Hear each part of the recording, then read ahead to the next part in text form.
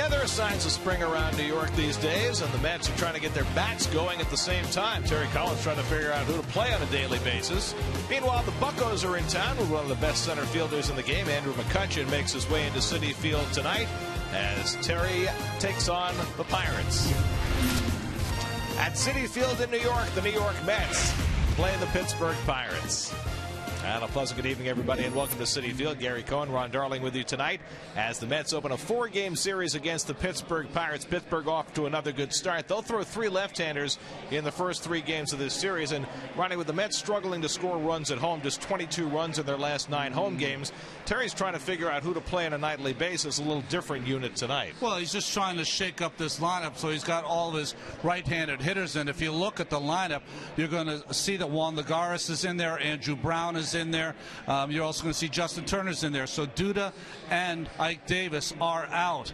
Trying to get those guys in, I think, for another reason, to see if they can play really at this level in Brown and Lagares. The only caveat is left-hander Jeff Locke owns right-handed hitters this year and struggling against left-handers. Of course, that lineup was brought to you by Geico, but you knew that. Dylan G pitches for the Mets tonight, and it's been a struggle getting G going. He got a win in his last start in Miami, but didn't pitch particularly well, and really that's been the story of his season. And you saw gave up 4 runs in his last start. With that win, he's really struggled with fastball command and some zip on his fastball. He has extra rest this time. That should help. And he will be pitching on 7 days rest tonight against the aforementioned Jeff Locke, who's pitched pretty well for the Pirates. Well, 3-1 record. You see his lifetime numbers, but even more importantly, he has 14 consecutive scoreless innings on the road. So it's the Mets and Pirates opening up a 4-game series at Citi Field with Dylan G on the mound for New York. Nice looking night in New York. The Buccos are in town, and all the action's coming your way tonight right here on SNY.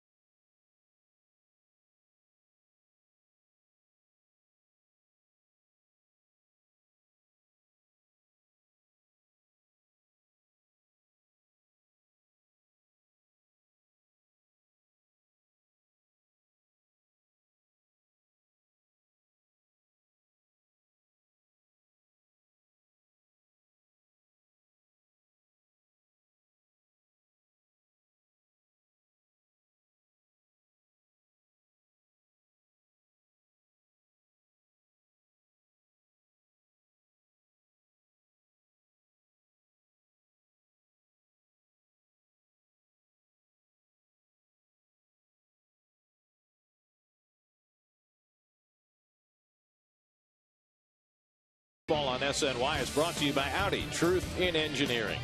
By Ridgewood Savings Bank, they treat you like family anytime, any place.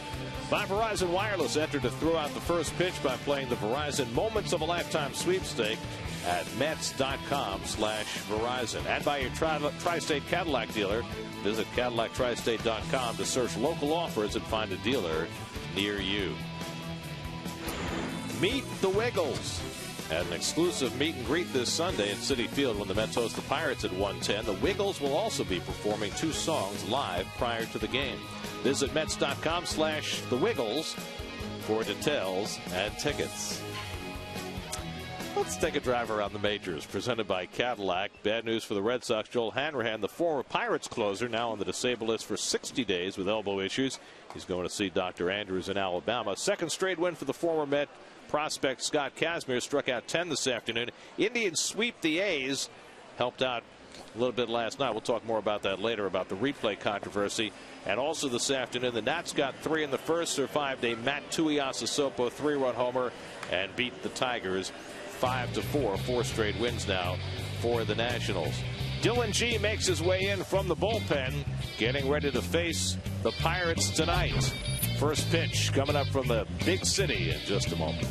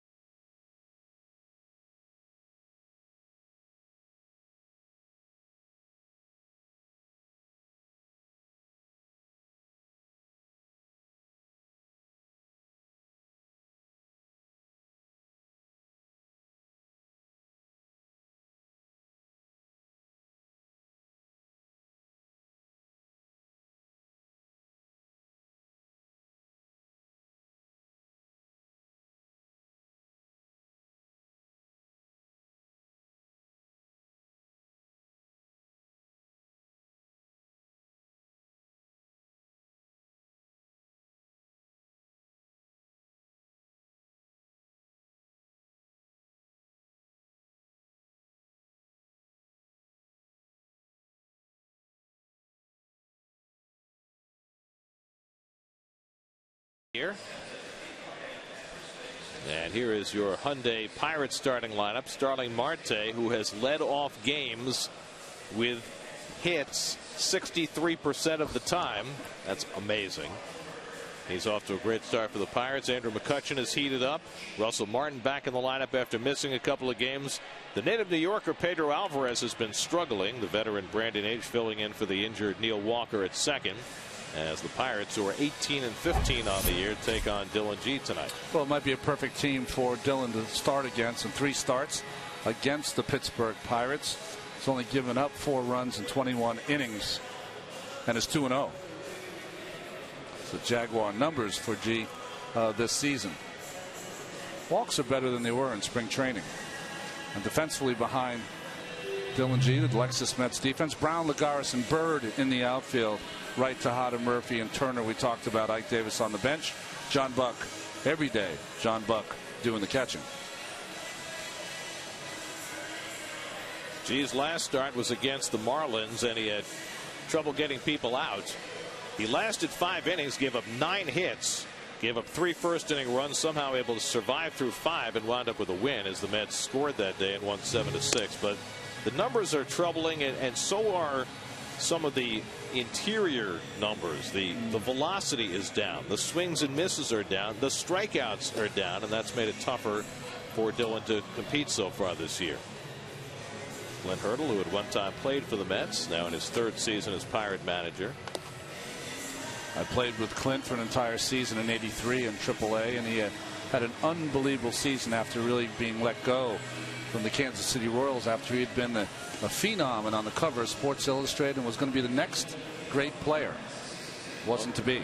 Clint got the Pirates off to great starts each of the last 2 years. Last year, on the 8th of August, the Pirates were 16 games over 500. And then they went 16-36 the rest of the way, finished under 500 for the 20th straight year. But when you look at their lineup, you've got to really appreciate the athletes they have in their lineup, starting with Starling Marte, Andrew McCutchen, Alvarez, Schneider. Keep going. And even with 60% of their projected starting rotation on the disabled list right now, their pitching is good and probably stands to get a whole lot better as the season goes along. So the signs are certainly pointing up for Pittsburgh. Here's Marte. Well, here's where he's done in the first inning. He's 17 for 27. That's a .630 batting average with a .688 on base percentage, his first time up leading off a game. So we'll see how he does against Dillon Gee, who's not given up a hit to the first batter to face him this year. Marte at .331, 5th in the National League. 24-year-old Dominican, and a check swing foul, and Gee is out in front 0-2.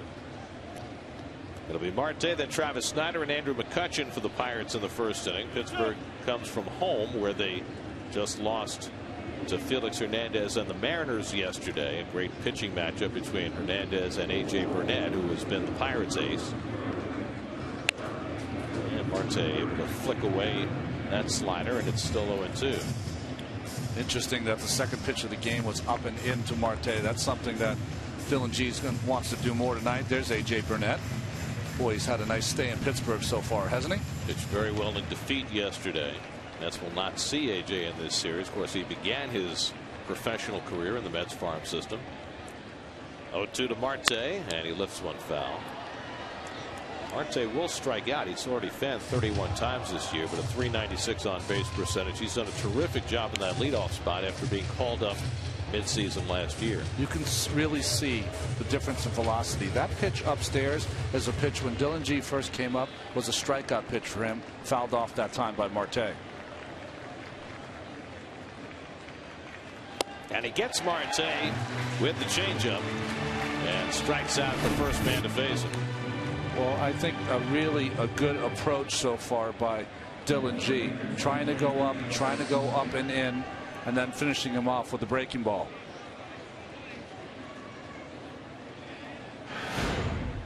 So a big first out for Gee to get, considering how Marte had been opening games. And now here's Travis Snyder, the former Blue Jay first-round draft pick, hitting at .273 on the year.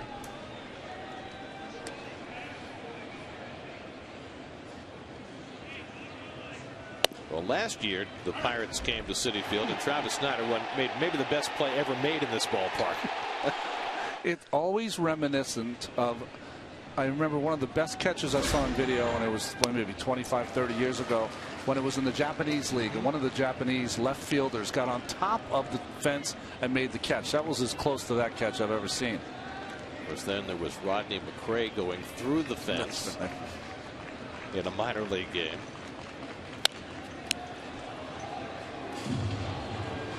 Now, the catches here in this organization for the Mets will be Agee, Swoboda, Chavez, and Baxter's got to be included now.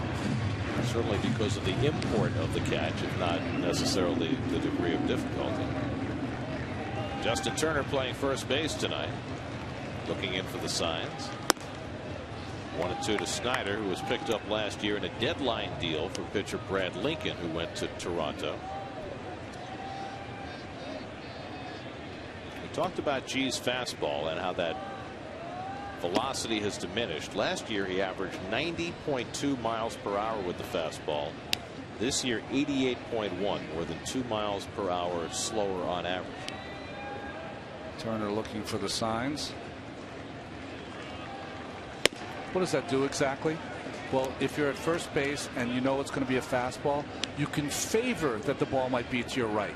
If it's a breaking ball, you can favor that the ball is going to be at you or maybe down the line. So you can anticipate at least. Snyder triples the changeup foul.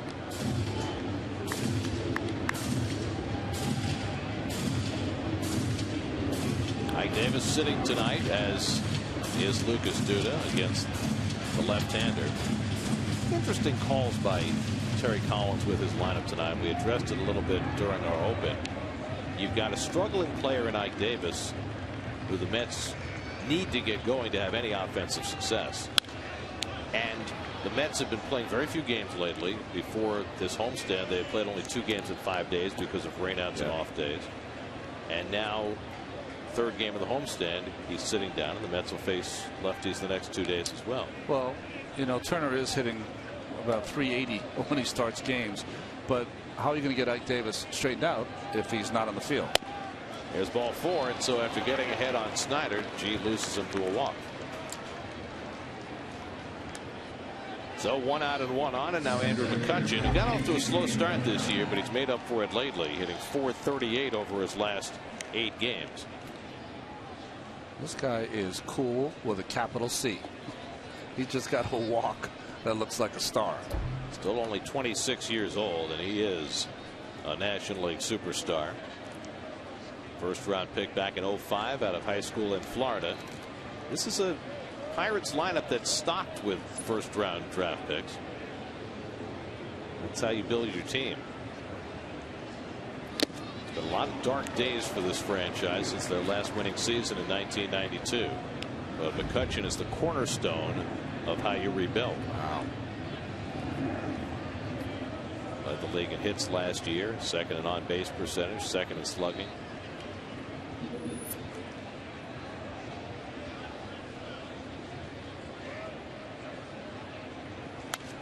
One of the reasons G has been successful against the Pirates in his 3 career starts is he's done well against McCutchen. McCutchen just 1 for 9 against him. Here's your umpiring crew. Rob Drake has the plate. Sam Holbrook, Joe West, the crew chief, and Andy Fletcher is at third. Umpires very much in the news and the talk in baseball today, and rightly so after the fiasco in Cleveland last night. And McCutchen fouls one away. If you missed it, and if you're a baseball fan, I sort of doubt that you did. Yeah. 2 outs in the 9th inning. Oakland down by a run at Cleveland, and Adam Rosales hits one over the fence in left field. It hits a railing, comes back on the field. The initial call by the umpires was that it hit the fence. They went back and reviewed it. The video review pretty clearly showed that the ball went over the fence, and they didn't overturn it. They kept it a double. McCutchen strikes out for the second out. The umpire who made the initial call is, you look at the last pitch by G to strike out McCutchen. The initial call was made by Angel Hernandez, who was also the crew chief and so had the greatest authority in studying the video review. Well, I can understand getting it wrong the first time, because when you saw it played the first time, it was a difficult call. But after seeing it on video, it had to be overturned. Why it wasn't, who'll know, but it would had to be. Grounded down to first. Turner handles the grounder by Garrett Jones, and G works around a 1-out walk in the opening inning. Mets will come to bat in the bottom of the first with no score.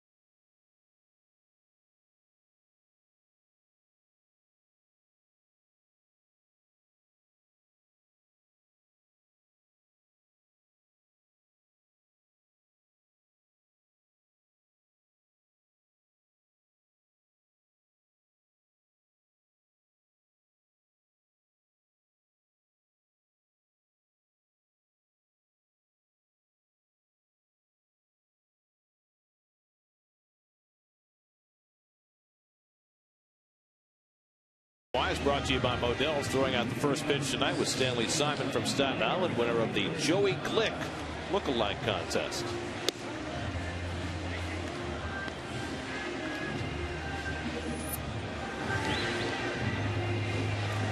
Here's your Geico Mets starting lineup. Ramming the right-handed bats in there tonight against the lefty Jeff Locke, and so a start in left field for Andrew Brown as Lucas Duda sits. Start at first base for Justin Turner as Ike Davis sits. Juan Lagares gets the start in center. And there is the aforementioned Jeff Locke. Well, you see the Toyota numbers for Jeff Locke. The numbers you want to see is that he's not a strikeout pitcher. Almost the same number of walks to strikeouts. What he does do, though, keeps the ball down, gets a lot of ground balls. Ruben Tejada will lead things off for New York.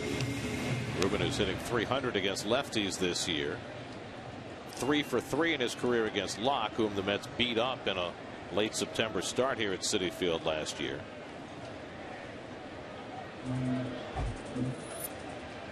And Tejada takes the first pitch, fastball for a strike. Tejada, Murphy, and Wright to try and get the Mets started in the opening inning.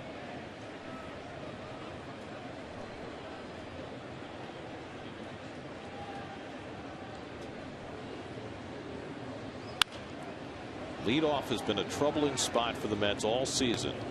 They've used 6 different players in that leadoff spot. As a group, they're hitting .211 with an on-base percentage of .279 in the leadoff spot.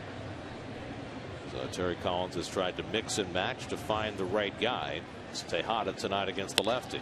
And Ruben flies one out to center, easy for McCutchen. And that's the first out. Defensively behind Jeff Locke this evening. You can see Marte, McCutchen, and Snyder, very athletic outfield. Alvarez, the local kid, Barmes, Inge, and Jones, Garrett Jones at first base, and Russell Martin, the ex-Yank, Los Angeles Dodger, behind the plate. Here's Murphy, who got off to such a good start this year, but over the last 10 games, just 6 for 42, that 143 clip. Average down to .275 on the year. Actually hitting better against lefties than against righties. .327 against left-handed.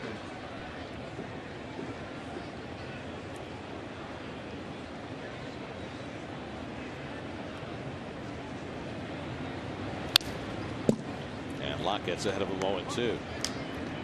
Locke last pitched on Saturday, got matched up against Steven Strasburg in Pittsburgh, and went 5 innings, got a no decision. Had trouble with his control in that game. Walked 3 batters in 5+ innings. They took him out after 74 pitches, which was strange. The Pirates right now operating without 3/5 of their starting rotation. James McDonald just went on the disabled list. Jeff Karstens has been on the disabled list. And Charlie Morton, coming back from Tommy John surgery, is out on rehab soon, and he'll probably be the next one back. So Locke is getting the opportunity. Tomorrow night, Wandy Rodriguez goes. Saturday, they bring Francisco Liriano back from the disabled list, his first start for them. So they're going to eventually have a wealth of starting pitching. Murphy takes the breaking ball outside, 2-2. That's what the Dodgers thought earlier this year. Right. And then the other piece for the Pirates is their bullpen has been fantastic.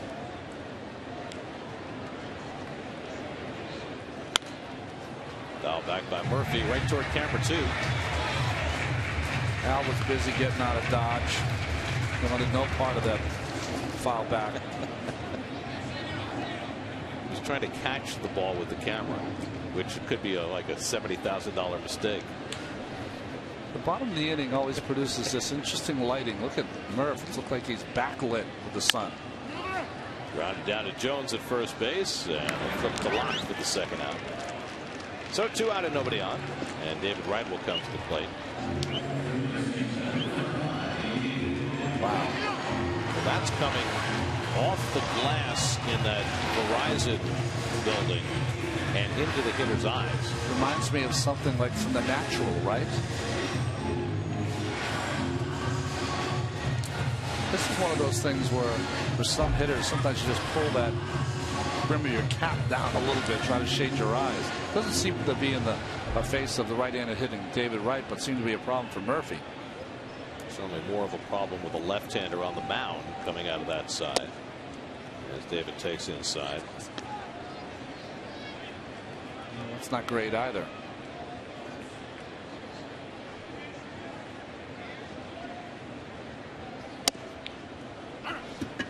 Remember that batter's eye that's right behind Jeff Locke. The black around the home run apple is what the batter should be looking at behind the pitcher Locke. You know, there are some minor league ballparks where they configured the stadiums wrong and the sun sets in center field. There's the batter's eye. Stroke down to first. Jones playing off the line, able to dive back and get it. And that gets Jeff Locke a 1-2-3 inning. We head to the second at Citi Field with no score.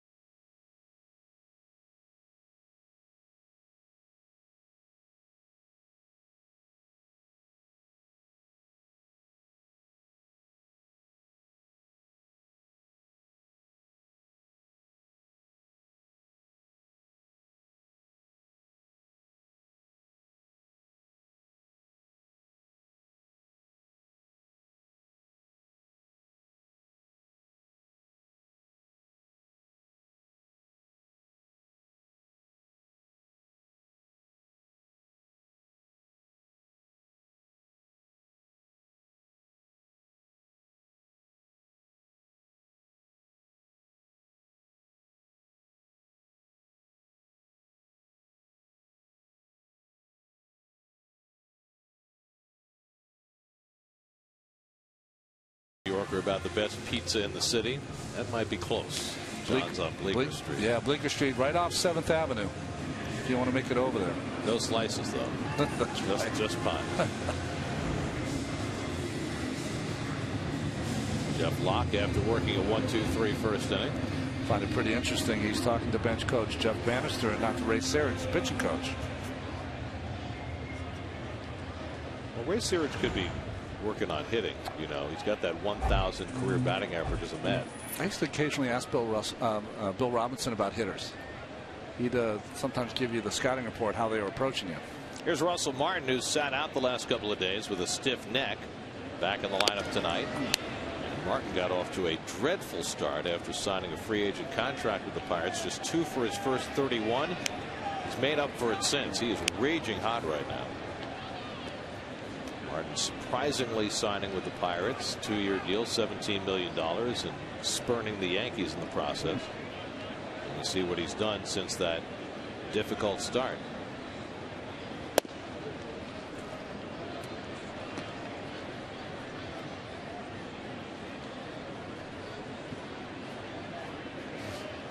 You don't want to knock your cap off with your glove as you go into the windup. Martin had an interesting year last year. 211 average, not good. Career worst. 21 home runs, career best. He now has 99 career home runs, 6 of them this year. Yankees hit what, 245 home runs last year as Pedro Alvarez. Washington Heights on deck. You know, you never know. You get in that ballpark, you start falling in love with trying to hit the ball out of the ballpark. Especially the short porch and right. And Martin takes the ball very well the other way. And he taps that one past the mound. Tejada comes in to play it. and gets Martin one away. We started a discussion last inning about the controversy in Cleveland last night and what that represents, the fact that that umpiring crew, even after looking at replay, could not get a call right that I think most people saw as being a home run. There's been talk in some quarters today about that Major League Baseball should step in and overturn it, and Major League Baseball has already said we're not going to do that. Well, how could you do it anyway? It's too late. There's been talk about refining the replay process, changing it to more like an NHL system where they have a war room and they review it from off-site as Alvarez flies one out to Lagares in center field.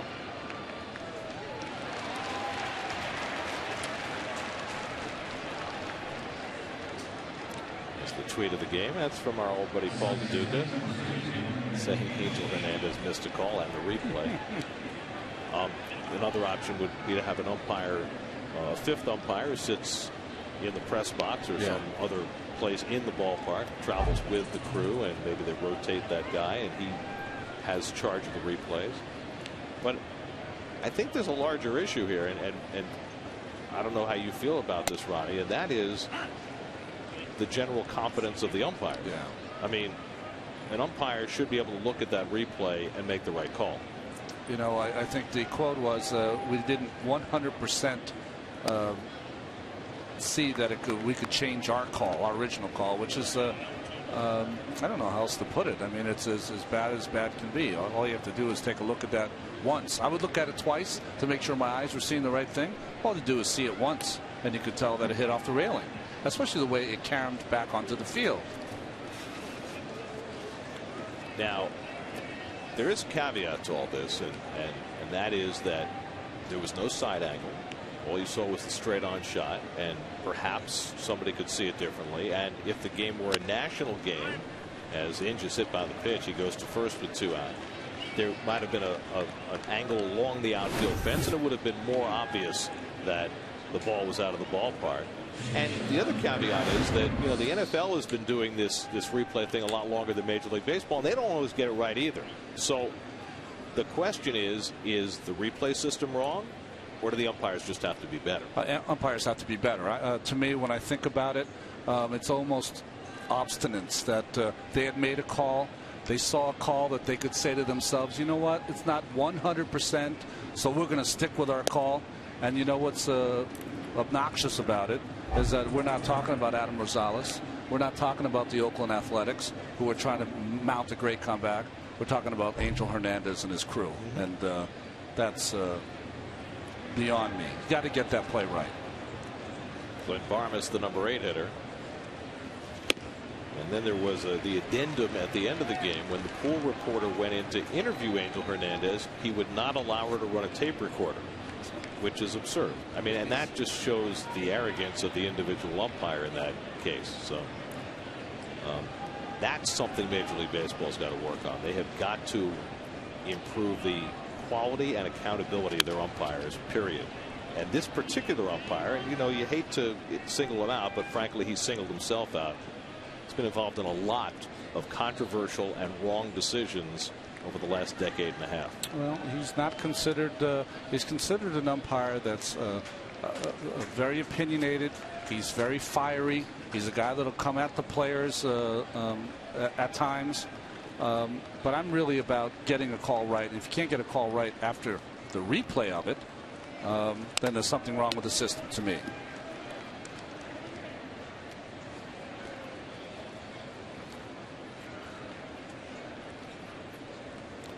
The way that baseball has evolved their replay system, and it only involves boundary calls involving home runs,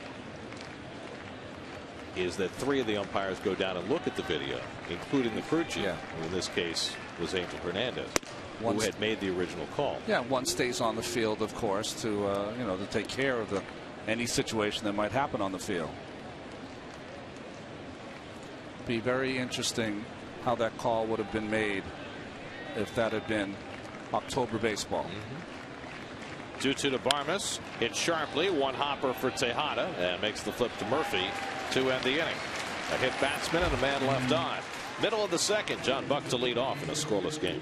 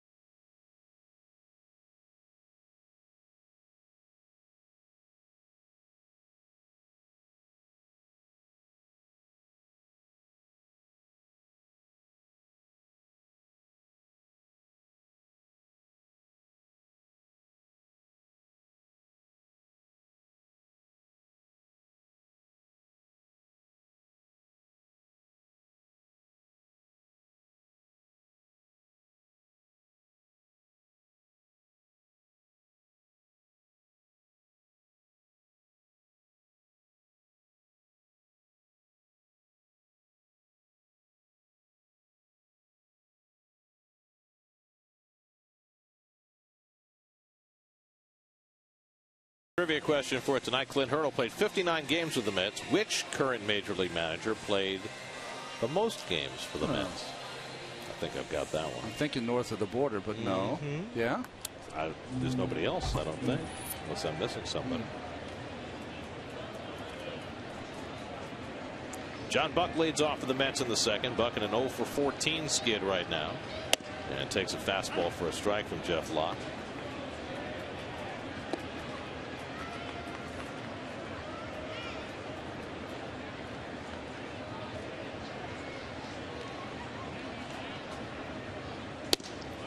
Buck still tied for second in the National League in home runs and in RBIs, but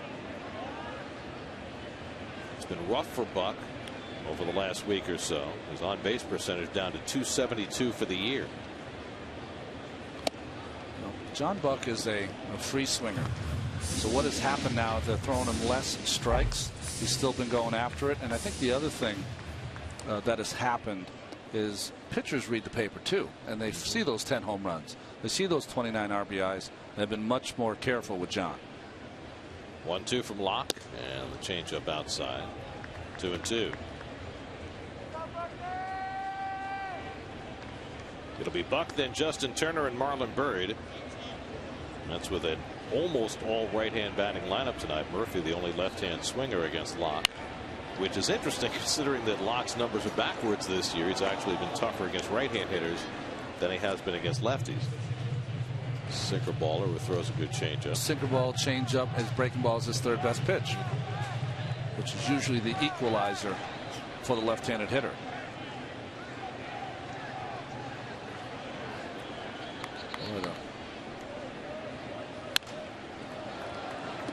All the charts not computer generated by the Pirates, all little notes there by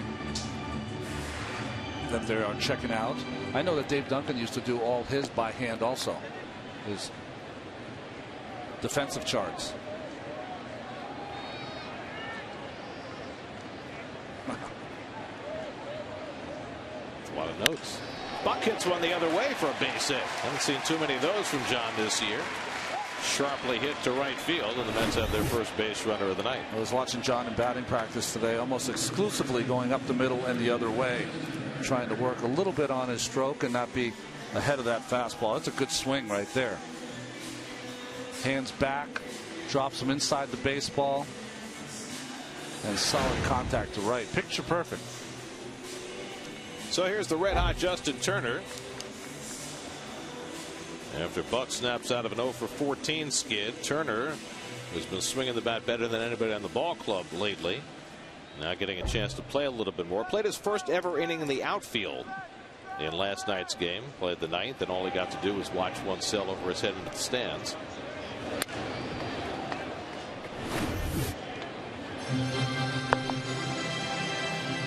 Wow.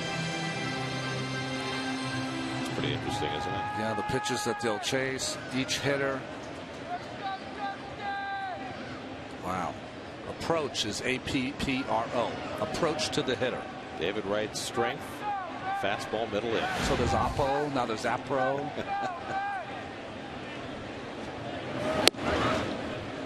Locke misses outside, a ball and a strike. All right, so I've been mentally scanning the 30 major league managers. Yes. Other than Hurdle, I count 3 who played for the Mets. Okay. And there are 2 who it could be. I'm not sure which one played more games. It's a tough one too. There's another one up north that you're thinking about, right? Line drive, base hit for Turner. McCutchen hurries over quickly, cuts it off in the gap. That'll stop Buck at third. Turner to second, the throw, and he's out. Second base umpire Joe West took a long time making up his mind, but McCutchen throws out Turner, trying to stretch it into a double. Well, nice hitting first by Justin Turner. Splits the gap, but it shows what speed can do. It's not only on a fly ball. McCutchen gets to it quickly, knows that the runner's going. One hop strike, and Joe West with the call. I thought he got his foot in, but watch out, hits the ground and comes up out of the air. So the foot did not go straight on the dirt into the bag. It popped up once it hit the dirt, and that allowed the infielder for the Pirates to get the tag down. Buck, of course, is going to go first and third, no problem. But just a beautiful overhand throw right there by McCutchen. And foot did pop up. The question is, did the tag get down on the foot before it came back down? So 1 out and a runner at third for Marlon Byrd, and he takes up and away for ball 1.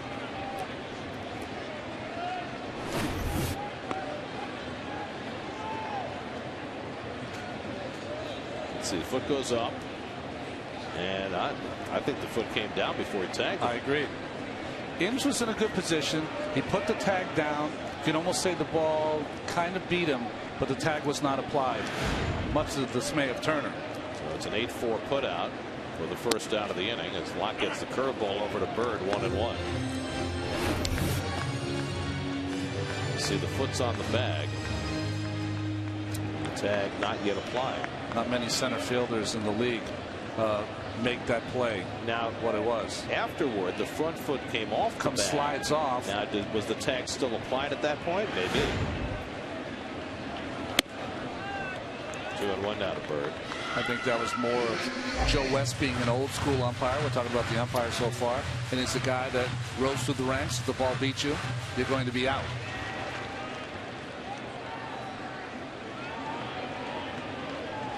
So now Byrd trying to get that run in from third.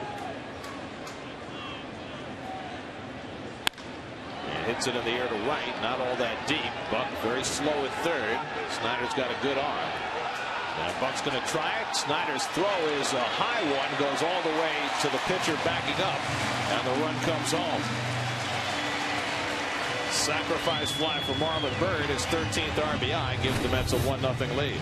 Well, you can thank Snyder with this. He's on his back foot. He catches it on the glove side instead of on his arm side, and then throws a rainbow in without a hop to the pitcher backing up. So you've got to get this ball where you are coming in 3 or 4 steps. You want that right hand, that glove on the right hand to be on your left side so you can make the transfer quick. And of course, the throw you want to be a little lower than that. So the Mets score first. Now 2 out and nobody on for Andrew Brown. Still looking for his first hit as a Met. He's gone 0 for 6, getting his 3rd start tonight. Brown playing left field with Duda on the bench against the left-hander, which is interesting because Duda hit a home run last night and certainly has handled left-handers okay this year.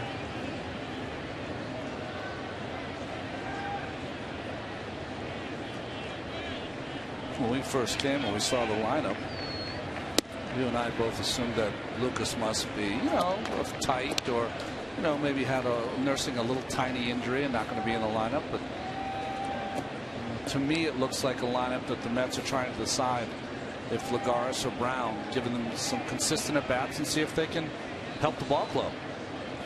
Well, the Mets continue to run outfielders out in seeing whether they can play.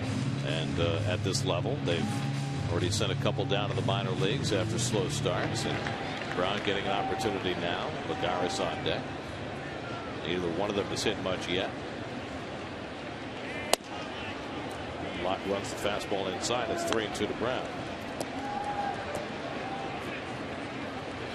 Andrew Brown, 28 years old, has big league experience with the Cardinals and the Rockies, but never consistent playing time.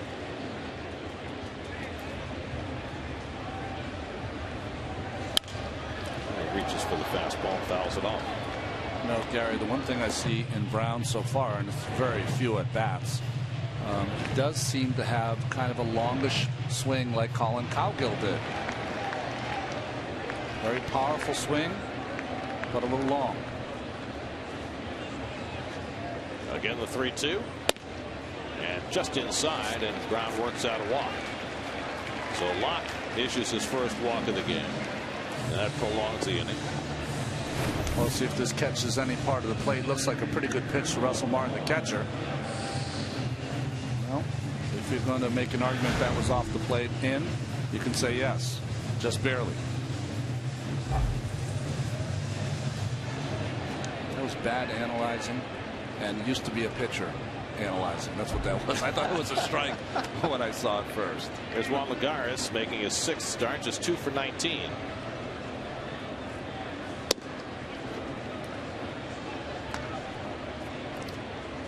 You know what? We've both completely blown that trivia question. We have. Because there's someone real obvious. Completely blew it. Were you here yesterday? Here comes Ray Surge. I was here yesterday. So was what are I. we thinking about? That's awful. I mean, that's just terrible. It's embarrassing. It is embarrassing. I'm embarrassed personally. I'm glad it wasn't a Stump Gary day. Can we go to the replay?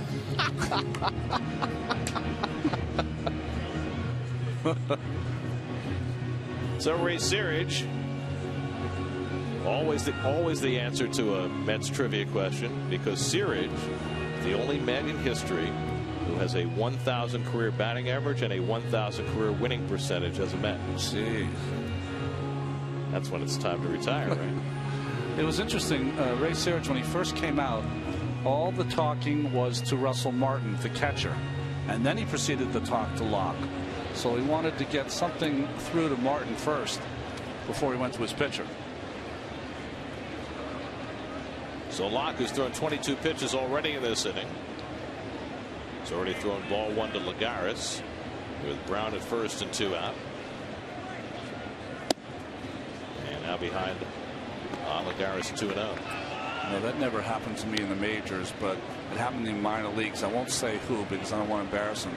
But the manager came out and talked to the catcher the entire time and said things like, is this pitcher that's to the left of me at any point in this game, is he going to throw a strike? Ooh. Tight strike zone so far from Rob Drake, the home plate umpire. That wasn't a former pitcher who did that, was it? No. No, it wasn't. Hit hard, and Lagares has himself a base hit. Brown around second. He'll stop there as Marte picks it up quickly.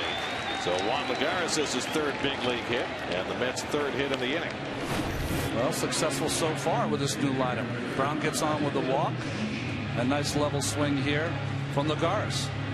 Off the end of the bat, but still a hit.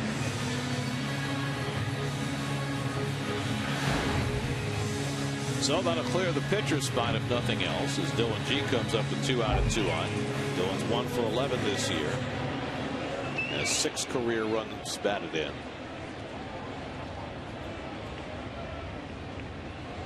Would have had a chance to be a much bigger inning had that call gone differently at second base on Turner, as it might have. And G pops the first one up. Inge retreating. Snyder coming in from right, and he's got it to end the inning. Mets get a run and lead 1-0 after 2.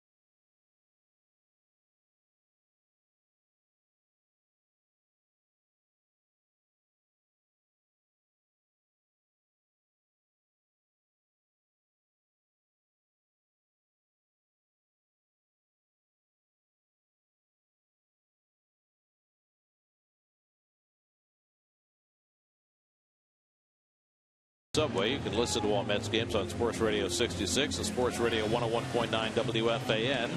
3 more games with the Pirates, and then the Mets go to St. Louis and Chicago next week.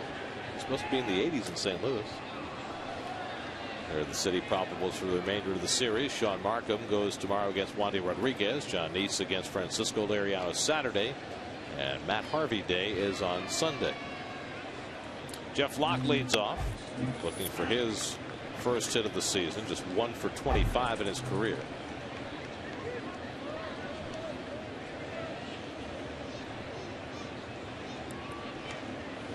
Dylan G walked a batter in the first, hit a batter in the second.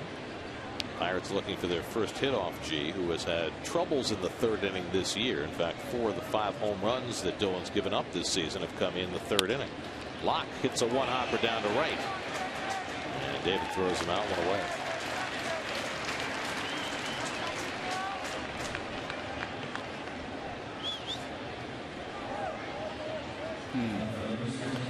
Well, you said it's beautiful here tonight. You said it's going to be nice on the road. The Mets and you and Keith could use some good weather on the road. You think we've had a rough time? I think you've had your fill, yeah. Now, I'm not too happy with all the extra games you've given us in the middle of the summer. Are you ever making a road trip this season? I'm going to wait till June. Because I knew the weather. I read the Poor Richard's Almanac, and they said it was going to be tough, so I said I'll wait till June. You know, that's what that Yale degree will do for you. Much smarter than me and Keith. Marte struck out his first time up.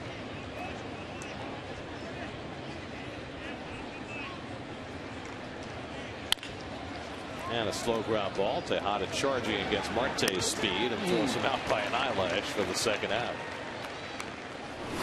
You know, it's interesting. I've seen Russell Martin run down to first. Now Marte on a routine grounder. A little style points there for Tejada and almost cost him. This Pittsburgh team is hustling, running.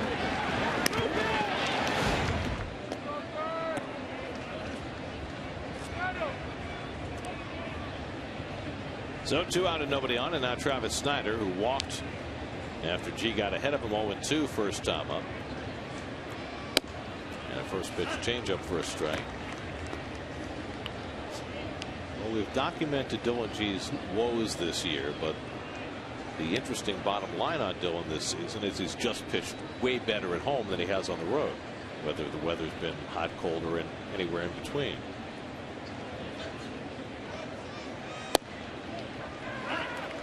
Well, I know that I had a conversation with Dylan, and I said, how do you feel? You know, and that question between former pitcher and pitcher is, do you feel like you're close? And he felt like he was close. He said, I'm getting there. I'm definitely getting there. And so far, a quick start tonight. Well, let me ask you this. When you're dealing with a pitcher whose velocity is down, does that have to change how he pitches? You know, his fastball was never the kind that was going to throw through hitters and dominate hitters with. But I think the big key for me is that if you start to throw less than you used to throw, then you have to pitch inside more to get them off your breaking pitches away. And he's done that in the first couple of innings. You want to make sure he doesn't get away from it. You know, it's a perfect time. It's 1-2. You just throw a slow little breaking ball. This is the time to pound one inside. Get Snyder off it. The worst that happens, it's the ball. Then you can go soft again. Andrew McCutchen would be next. Instead he goes with the fastball away. He is throwing a little harder tonight, too. Of course, he's working on 7 days rest, so you expect the pitcher to be strong with 3 extra days of rest. It's like Japanese baseball for the Mets starters so far. They're pitching once a week. Was that necessitated by all the rainouts combined with scheduled off days?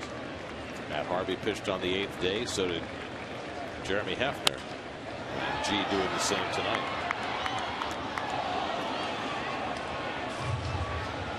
Well, Snyder saw 9 pitches his first at bat. He's already seen 7 pitches this at bat.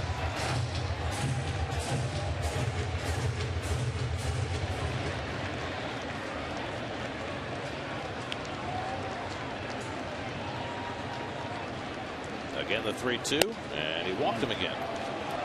So twice in a row, G's gotten ahead on Snyder and lost him. His second walk of the night.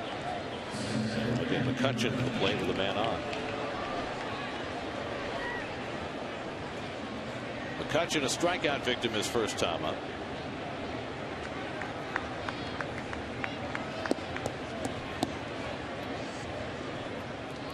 It's going to be interesting. At bat to at bat. McCutchen, an outstanding fastball hitter, was struck out with a fastball in last at bat. Will he look in? Instead, he gets a changeup in, and Buck's going to run it out to the mound. Well, that was telling right there. That was Dylan G. Arm angle has dropped. John Buck had to see that if I saw it up here, and is addressing it immediately. What happens is when you drop your arm angle, that means you throw more from the side for Dylan. The ball's going to be up in the strike zone and flat. But see that changeup? It's up and flat. You don't want to throw too many of those, especially to this hitter.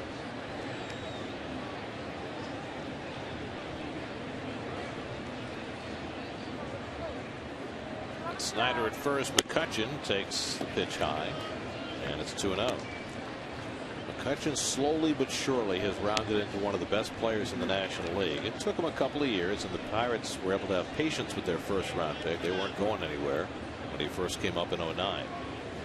And last year went from 23 home runs the year before to 31. Went from a 259 average to 327. From a 364 on base percentage to 400. Fastball here away, a little late, McCutchen, in pulling the trigger, because it was middle. The one thing I like when you watch McCutchen, he talks about it all the time. He'll rest his bat on his shoulder. Why? He said it takes the tension out of his arms. Can do it at the very last minute, getting in the hitting position. I don't see much tension in Andrew McCutchen in general. This guy who just lets it flow. You saw that on the throw he made to second base to get the out on Turner in the last inning. You see how he has progressed. And last year, one of the best players in all of baseball. Gee. Fishing for that changeup. Still 2-2.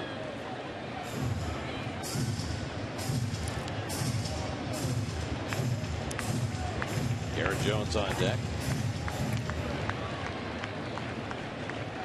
McCutchen finished third in the MVP balloting last year, trailing only Buster Posey and Ryan Braun. A better year for the Pirates. He might have won the whole thing. 2-2.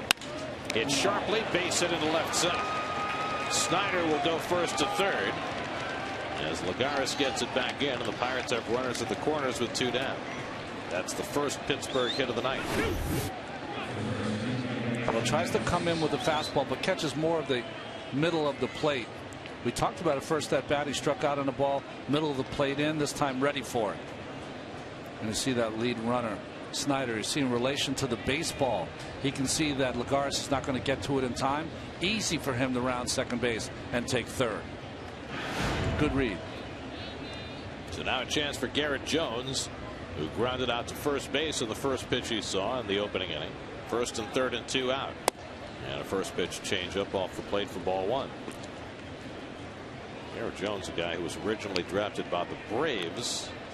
They let him go. He had a brief cup of coffee with the Twins, and he was on the scrap heap when the Pirates picked him up, and he's become a very useful player for Pittsburgh over the last 5 years. G again falls behind 2-0. 27 home runs for Jones last year, 86 RBIs.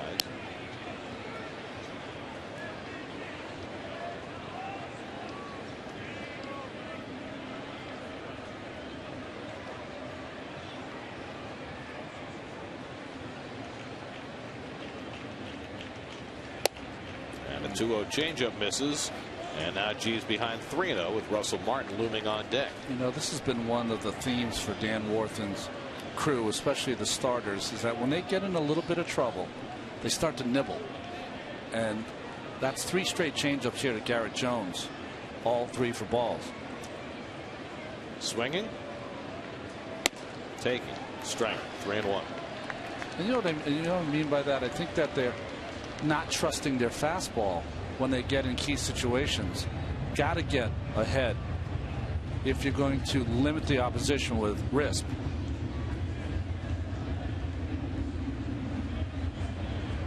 There goes McCutchen, and Jones hits it out to left. And there is Brown to pick it off and end the inning. So G works around 2-out trouble in the top of the third. Hangs on to a 1-0 lead. Lots happen on Bleecker Street, not just pizza.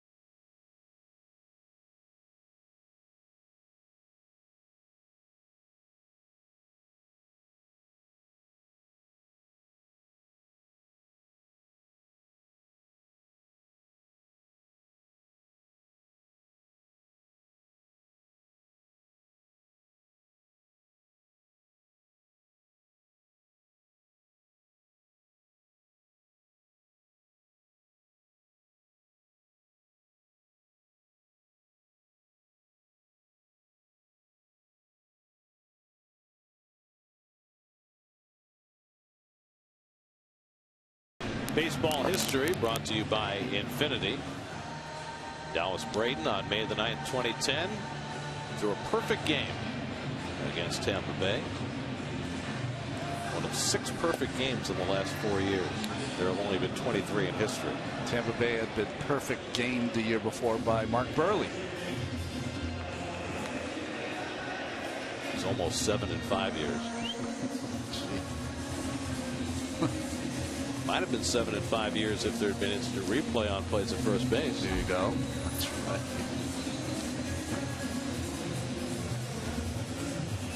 Things don't necessarily go well for pitchers after they pitch perfect games. But a lesson for all umpires and people in general of fessing up and being a class act. Wasn't he, Jim Joyce? Well, there's quite a contrast between the way Angel Hernandez reacted last night and the way Jim Joyce reacted when he messed up the call on Galarraga's perfect game. Nice backhand play by Brandon Inge, and he throws out Ruben Tejada to start the home third. Well, the veteran Inge, we've seen him mostly play third base for the Detroit Tigers in his heyday, but makes that play at second. See how shallow he's playing on Tejada, who does not. What does he do, Gary? Very rarely bunts, but he was playing in, and that made that play a little tougher. Was Brandon Inge when he first came up as a catcher with the Tigers.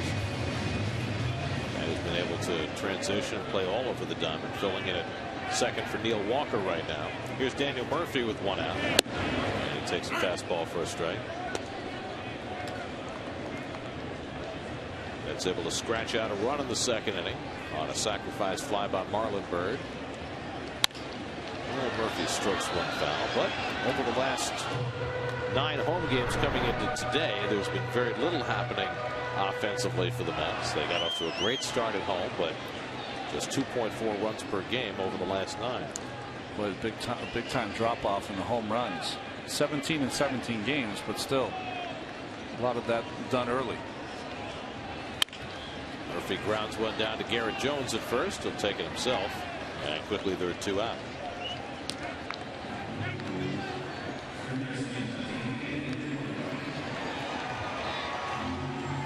Five outs so far, Gary, for Jeff Locke on the ground. Well, that's his game plan. So now with 2 out, David Wright will step in.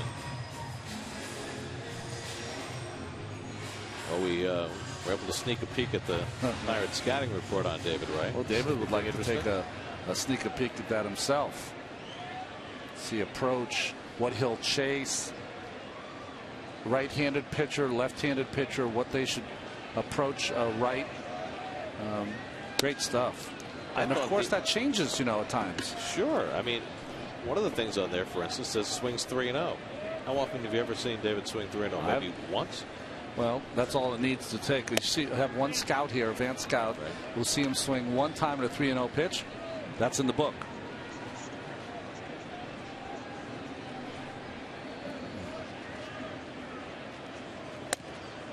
He said Locke working inside 2-1. On that thing it said his strength is middle of the plate in down, but Locke went right after that early in the count.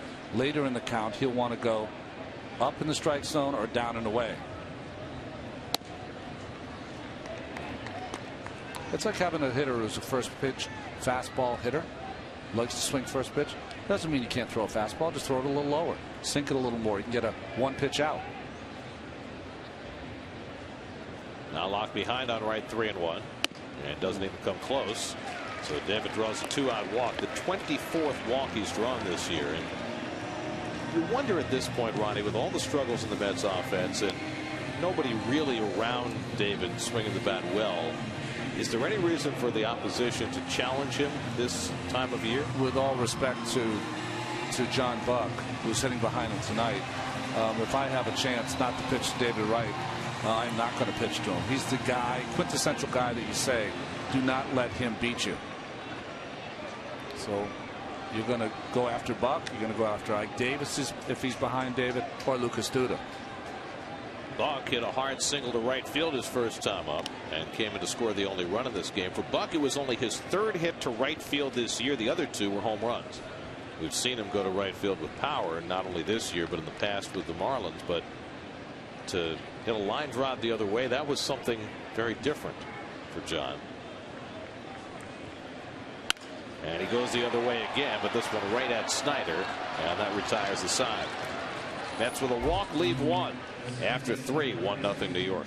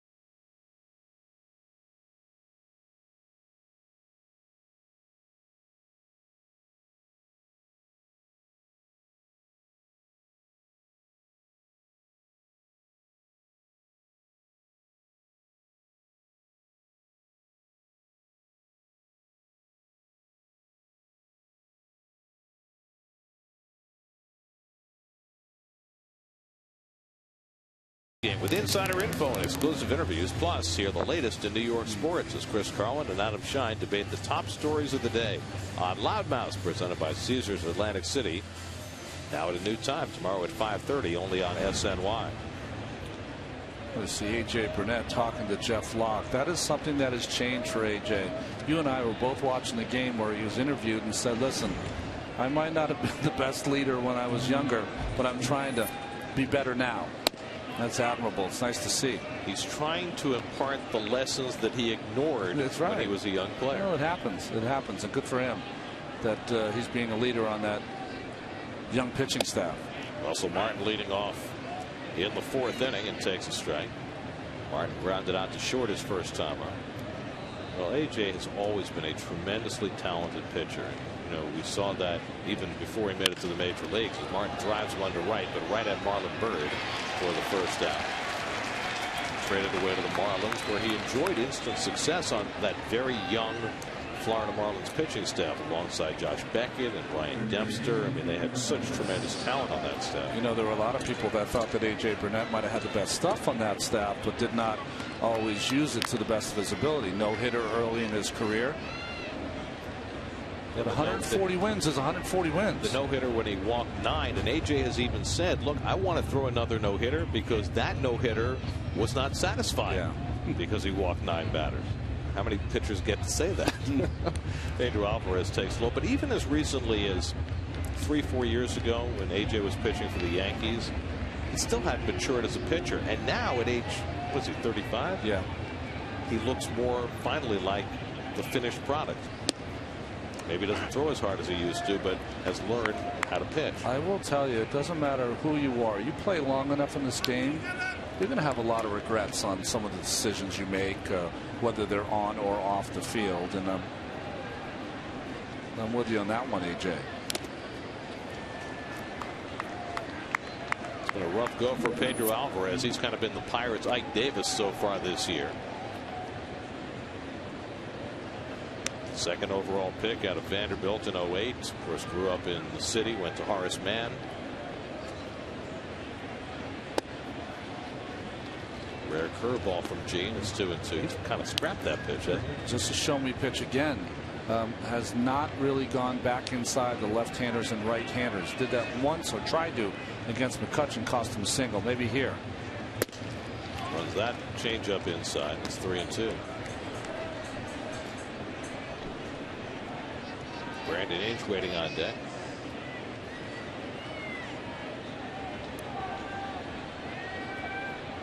Alvarez 0 for his last 15. And hits one past the mound. Tough play for Murphy on the backhand, and no chance to get Alvarez, who has an infield hit. Didn't hit it hard, just in a good spot. Well, one of the problems of playing deep that Murphy does is that, yes, he can get to those balls, but by the time he got to that, he would not have had to play it first, despite not coming up with that. Difficult play. So that's just the second hit off Dylan G. An infield single for Alvarez brings up Brandon Inge, who was hit by a pitch his first time up. Inge, who began the year on the disabled list with a scapula injury. I'm not familiar with my scapula. No. Yeah. You know what it is? You know, sometimes like between your shoulder blades you have pain there. Have you ever had that? It's usually it's the right or the left, where that's where that pain comes from. I'll remember that next time. There you go. Boy, my scapula. I'm just got a sore scapula.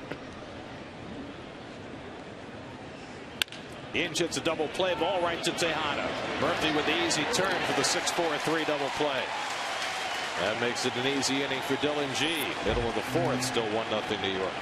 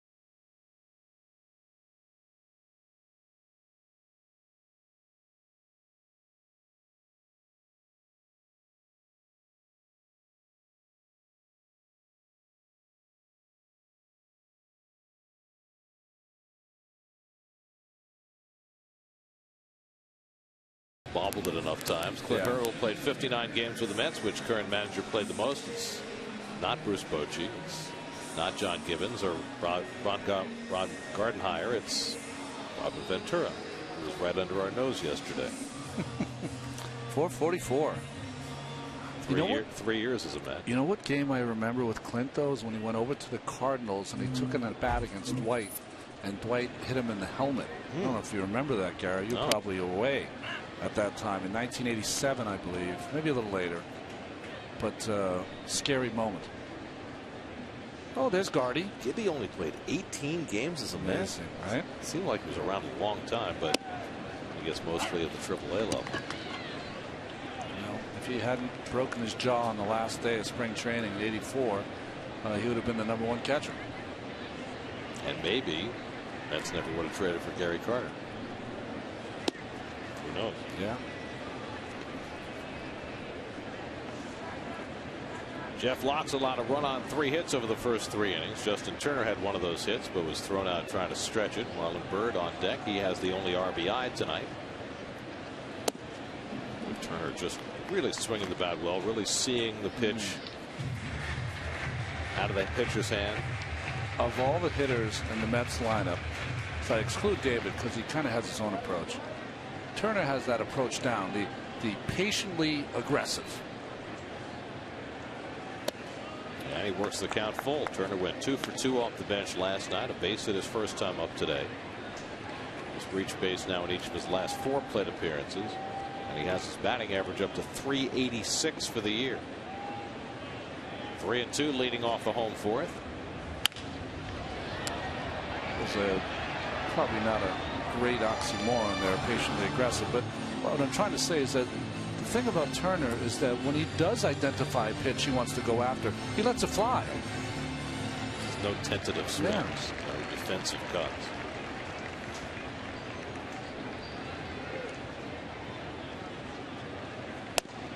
And it's inside, and Turner's on base for a 5th straight time. So the Mets get the leadoff man on for the 2nd time against Lott, who's now walked 3 as he did in his last start against the Nats.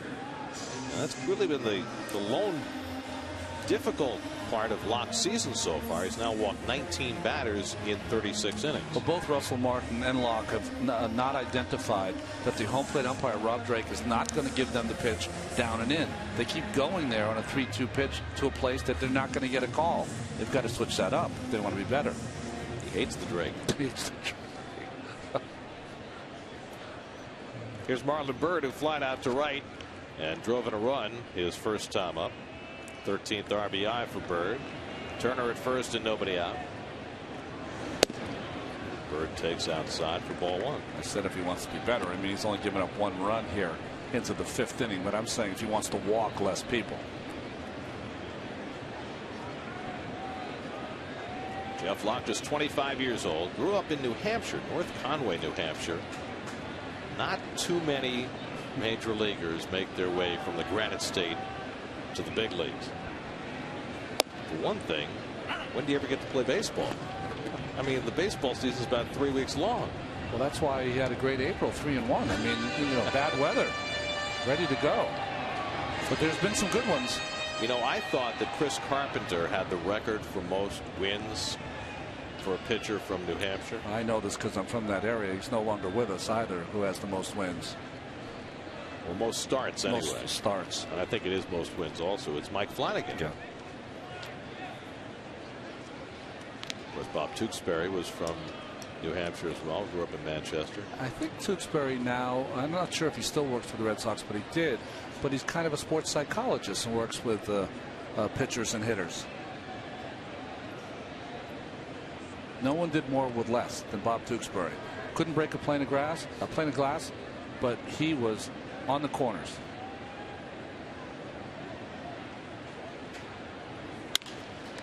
You know, I've often theorized that particularly pitchers from northern climates who don't get to play as much as youngsters might have a better chance for longer careers. Well, longer careers, and the other thing is that you have to be able to do this as a scout.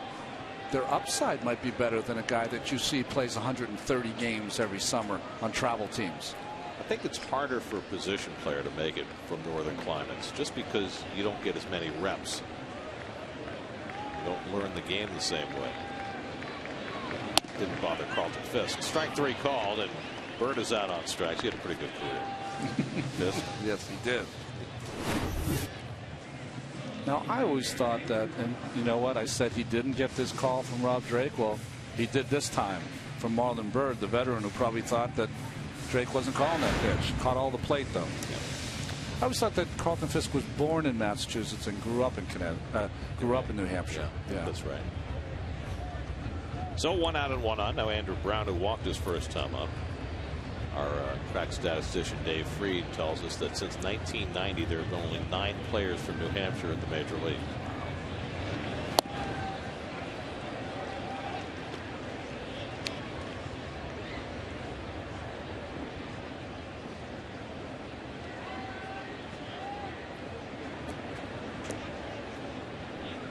Turner at first and 1 out. Mets with a 1-run lead in the 4th. Juan Lagares, the number 8 hitter, waiting on deck.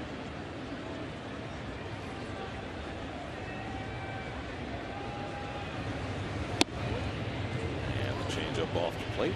Ball and strike to Brown. It's getting a little frustrating. I was thinking about New Hampshire, as you said it. Dartmouth has produced some pretty good major league pitchers. Mike Remlinger, Pete Broberg, Jim Beattie. Yep.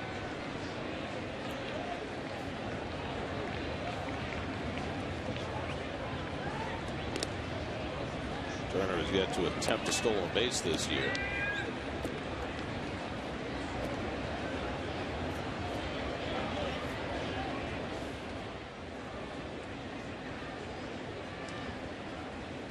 Pretty good catcher from Dartmouth, too. Brad Ausmus. Oh, that's right. Played forever. Well, he'll be a big league manager one of these days. Just off the plate, it's 2-1 to Brown.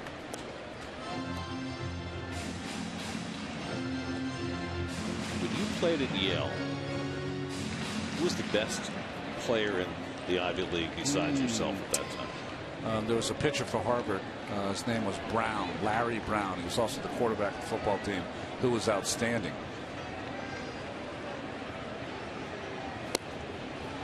That's a good changeup by Lott. Yeah, it's 2-2 to Brown.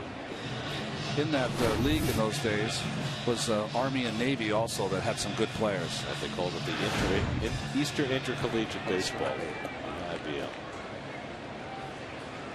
Otherwise known as Who Wants to Play in the Cold for a while.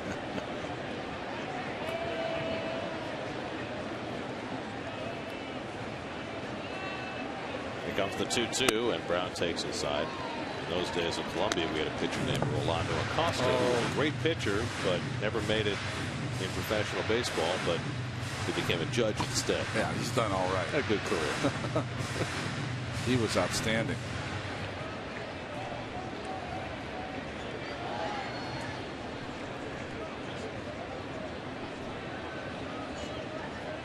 Three and 2 with 1 out. See if Turner's running. And he is. At Brown lifts one to right field. Snyder waits for it to come down. And that's the 2nd out. Turner jogs back to first. Well, congratulations to your Lions. You guys won it all. The baseball kings this year. It doesn't happen very often. Although they've been program's been kind of rejuvenated. They have Pete Falcone's son on that Columbia team this year. Pete, of course, at one time pitched for the Mets. I think it's pretty amazing. I think his son had 2 stints in Afghanistan and came back to school, and 26 years old. One of the leaders of that team. Here's Juan Lagares, who lined a base hit to left his first time up. Of course, John Franco's son plays for Brown.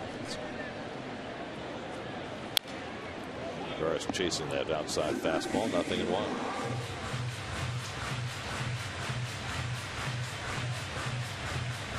Lagares making his 6th start. He's been very impressive playing center field. Right now, if you were an outfielder in the Mets farm system, there is opportunity. There goes Turner. Lagares fouls it at the plate. And Turner trying to steal a base with the number 8 hitter up.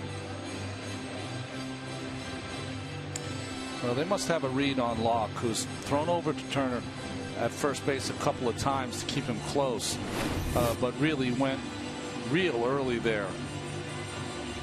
Really on Locke's first move. Got a big jump.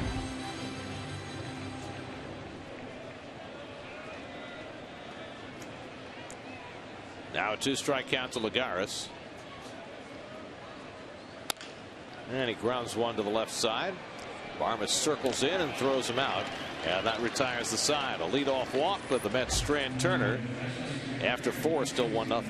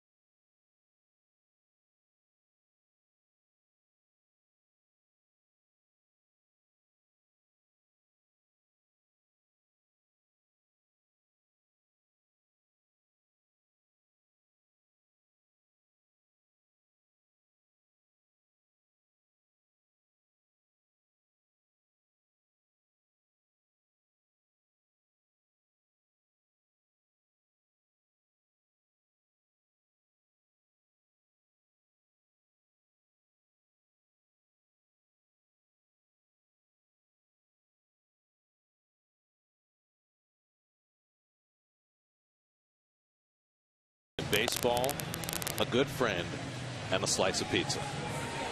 I mean, it just doesn't get any better than that.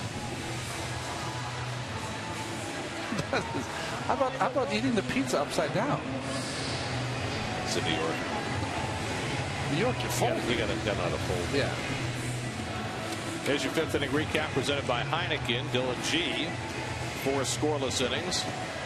Walked a couple, given up 2 hits. Marlon Bird's driven to the only run. We go to the 5th with the Mets up 1-0, and we check in with Kevin Burkhardt. Kevin? Well, Gary, pitching in Vegas. It's not the new sitcom title for SNY, but it's what guys are trying to do in AAA for the Mets this year. We've talked about it, especially its relevance to Zach Wheeler and how his numbers, or anybody's numbers, are affected by pitching out in Vegas where the air is very, very dry. The fields are hard. You know who's doing it well? Colin McHugh. Very well, as a matter of fact. So much so, his ERA is over a full run better than anyone else on that Vegas 51 staff. He's got a 2.29 ERA in 3 starts at home through 7 shutout innings the other day, pitching well. And I talked to him about it. He said, well, starts here. I had a bad spring training. When I got to Vegas, Randy St. Clair, the pitching coach down there, immediately said, hey, we've got to zone in and throw some bullpens here and work on your location. Nothing down the middle of the plate, especially here. He said then it's clearly a mental thing. He said there are certain instances, sure, where you get behind and that's where you get in trouble. You try and get a cookie over and someone hits what should be a fly ball. Next thing you know, it's off the wall for a double. I've seen that happen to Zach Wheeler a few times. That inflates your ERA, but it also inflates your ego. He said, but maybe just as much as that, which no one talks about, the infield is so hard because of the dry temperatures that almost any ground ball has a chance to get through. And that's the real troubling thing. You make a good pitch, ground ball, which would be kind of a regular ground ball in most parks, but it's so hard it zips through, and then you've got yourself a big inning. The key is location. You've got to hit your corners. You've got to stay within yourself. And I asked him about his big curveball, guys. You know, we've seen that as a big weapon for him. I said, what about the curve? Is it similar to, say, Coors Field when that curve does not have the same bite? He said, I don't think it has the same bite here, but that's why it's even more in location, whereas before, maybe you tried to just snap off a really good breaking ball. Here, you take the, maybe not as much depth, but you've got to hit those corners. You know, that's a great report, Kevin, because, you know, we've talked for years about Coors Field and all the intimidating factors that it presents for a pitcher, and then you go to Las Vegas and you know, you've got the desert air, and so it's even drier and makes it that much more difficult. I think one of the things that you really have to kind of play mind games with, Gary, is just two things. One, don't worry about your ERA. It's going to be higher there than someplace else, although the Kevin's report McHugh's is down. And the second thing is, if you do tend to have a bad inning early, stay with it, because your team's going to score runs also with that type of atmosphere. Barmes hooks one through the hole, and he has himself a base hit. Barmes just reaching out and flicking it, and he's got himself a leadoff hit. The Pirates' third. Barmes is always kind of a front foot hitter anyways. That toe tap gets full. Nice position of that breaking ball by G. Got to give the hitter credit. So Jeff Locke will come up to try to bunt him over. Locke rounded out his first time up. So Ronnie, what you just said is kind of a big picture view from the way a pitcher has to approach it mentally. But what about the small picture approach of how you execute your pitches with a ball that may feel different and a breaking ball that's harder to throw? Yeah, I never pitched in Coors Field. I didn't pitch in too many high altitude places, but I do know what you're saying, and what you can do from a pitching standpoint, you can use your breaking ball in situations, Gary, where they can't be swinging at it. What does that mean? First pitch of an at bat. So even though you might throw a bad one or it doesn't break off or snap off, they've got to take it because they're looking for fastballs, so you get a freebie strike. Those are the kind of things that you can do with your breaking ball.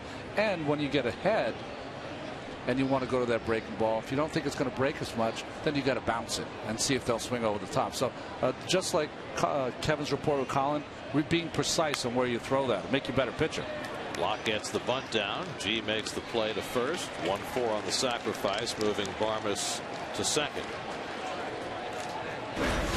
SNY Super Slow Motion is brought to you by your Mercedes-Benz Tri-State dealers. Visit them on the web at searchmercedes.com. He was safe. You know, Ronnie, it's interesting to hear you say that, because right from the get-go, the Mets linked up with Vegas. All the talk was, oh, man, the pitching numbers are going to be up. How's it going to affect Wheeler? But listening to what Randy St. Clair talked to McHugh about that location, it's almost an excuse to make sure you get better at it. And from what you just said, instead of the opposite of you mentally making your shot, maybe it can make you a more precise pitcher, especially for a guy like McHugh who's not a power guy. Yeah, I think it'll be a good thing for Colin. There's Starling Marte, who's 0 for 2.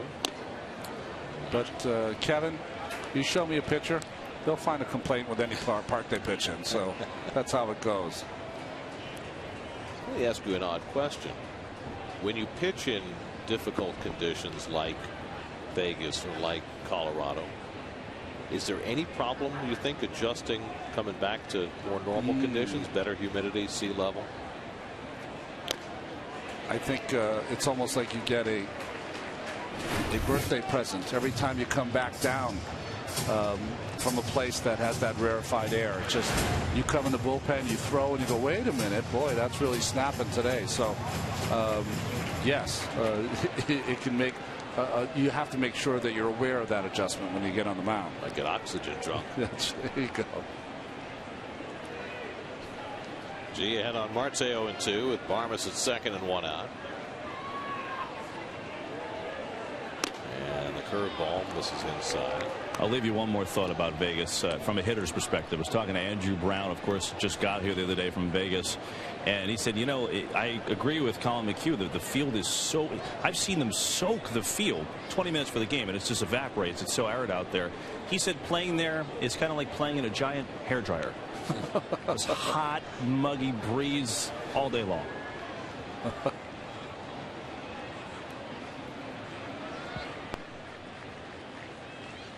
Struck him out. On the ball in the dirt, Buck checks the runner at second and throws out Marte. Third strikeout for G. Put out goes 2-3. Well, good breaking pitch. Let's see if Marte follows this ball the entire way. Boy, almost closes his eyes as he swings over the top of that breaking ball. Good job by Buck, although with the backhand there, could become dangerous. Something we've seen a lot with John. He's a terrific game caller, but on those balls in the dirt, he will not always get himself in good position to block the ball and instead rely on the short hop. Here's Snyder, has walked twice, and he takes below the knees. And I wonder if that's any of that is a consequence of the fact that Buck has been played so heavily through the course of the early part of this season. Well, I think he's had more time off than he probably would have because of the scheduling problems and the weather. But I think it's more a little Achilles heel of his game. Is that he's very good with the backhand, and that's the catch-22 for him, because all it takes is one time for that pitch that is a good pitch from the pitcher, gets the hitter out and the strikeout, and it goes back to the backstop. So.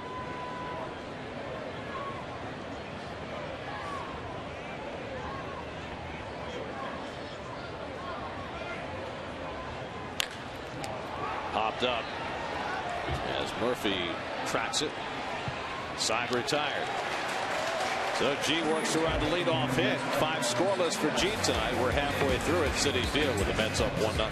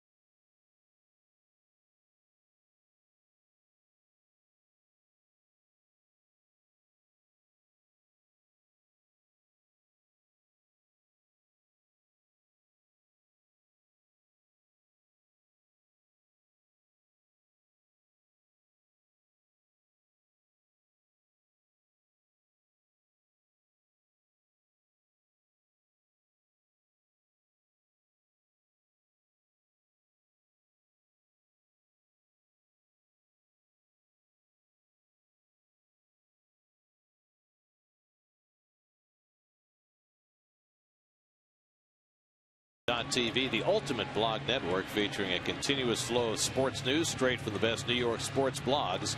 SNY.TV, your online home of all things New York sports. It's an unlikely combination.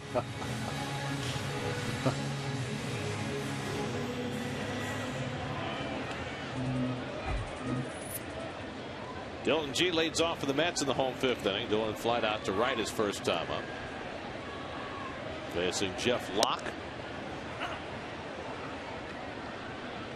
That's got all 3 of their hits and their only run in the 2nd inning. Locke, though, has walked 3 while striking out only 1, so he's made his life a little more difficult as G pokes one down the right field side foul.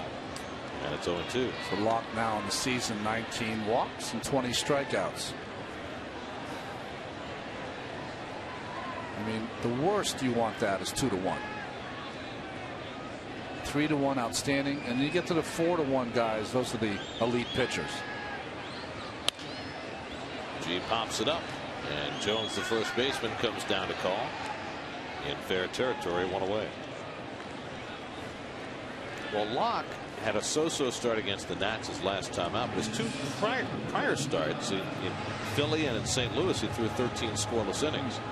And when you do that in St. Louis against that lineup, that's a sign that you might be onto something. Well, it's interesting that he's originally with the Braves. He throws a little bit like Mike Minor, doesn't he? Maybe not as sharp as stuff, of course. Not quite as hard as mine.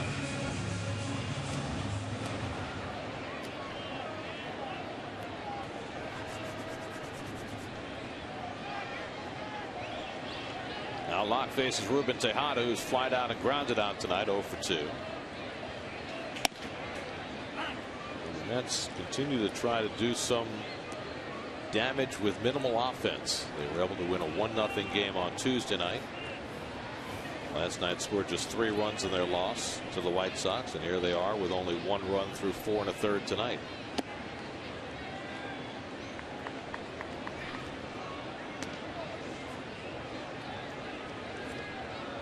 Mets began the season with a bonanza of runs. They were leading the National League in runs scored through the first couple of weeks of the season, but that has very much leveled off.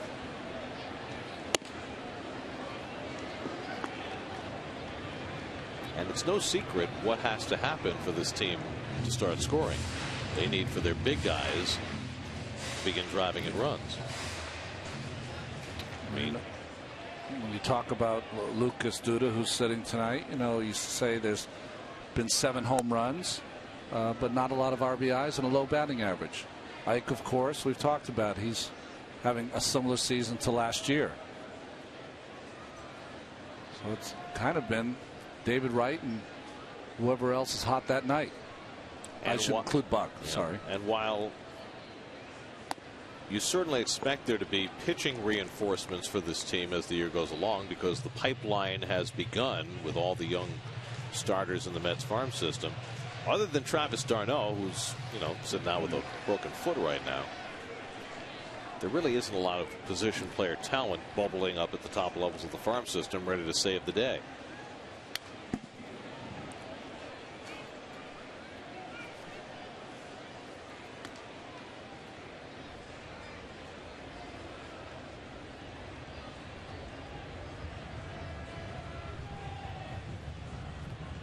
Well, Tejada is in his groove right now. He's got a 3-2 count.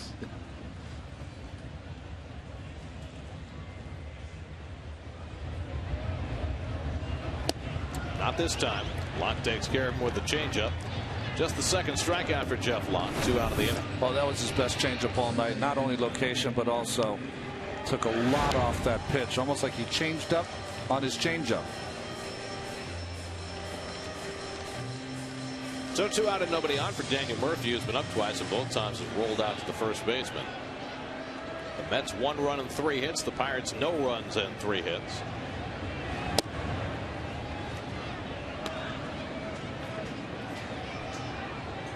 Murphy, the only left-handed bat in the lineup for the Mets tonight.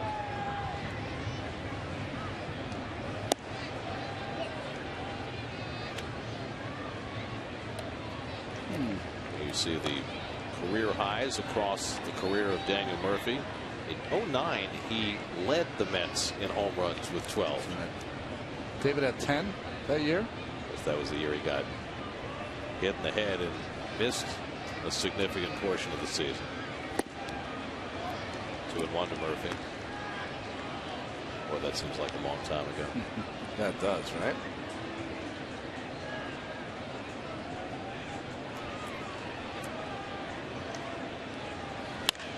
And Murphy grounds another one down to Jones. 3 at bats, 3 ground outs to the first baseman, and Locke has his second 1-2-3 inning of the night.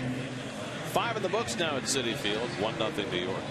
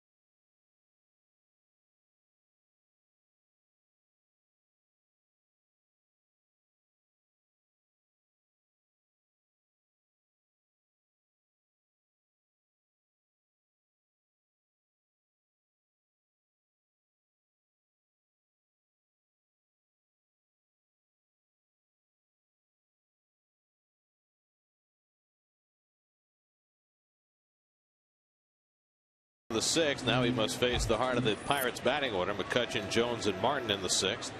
McCutchen has one of the 3 Pirate hits, a single to left center in the third, and attacks the first pitch and fouls it off. So for Dylan G, with a lot of extra rest heading into this start and not a whole lot of success under his belt this season, this has been a very refreshing start so far. And McCutchen greets the 6th inning with a base hit, his second of the night. Now remember, the 6th inning at times has been G's downfall this year. He's working on a shutout a couple of starts back and was ambushed in the 6th. Well, look at that guy doing the crossword puzzle. That's Max. When I first came to the Mets in '83, the entire team did the New York Times crossword puzzle. That was, you know how some teams play chess or play cards? It was a crossword puzzle in those years. But in a collaborative fashion or individually? And it wasn't competitive. It was competitive and individual. Yeah, no collaboration.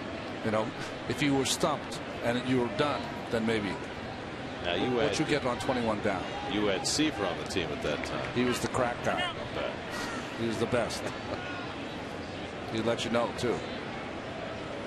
Garrett Jones is 0 for 2, grounded out and flied out. Now you know this, but the real aficionados, the Sunday New York Times crossword puzzle is great. Saturday is where it's at. That entire team would know the name Eugene T. Maleska. Not many people would know that. Now it would be little shorts. Jones takes a strike. Garrett Jones is grounded out and flied out 0 for 2. You were mentioning quickly, Gary, there. That is true. His last start 70 pitches. Start before that 83. You know, you really have to watch Dylan in these circumstances. You might prematurely get a reliever up because things can tend to get away from him very quickly. Well, he has not thrown 100 pitches in a start this year. His high has been 98. And, you know, we've seen this before with Dylan, that after 5 good innings, all of a sudden things start to desert him in the 6th. And I'm a little surprised that Terry and Dan don't have somebody up in the bullpen right now, just in case. This is the inning where Dylan loses his feel a little bit. 1-1 to Jones. And he fouls off that fastball. And you see the fastball, which was 91 early on, is now more like 88. Can't argue with that line so far, though. Outstanding. I'd have to say his best start of the year.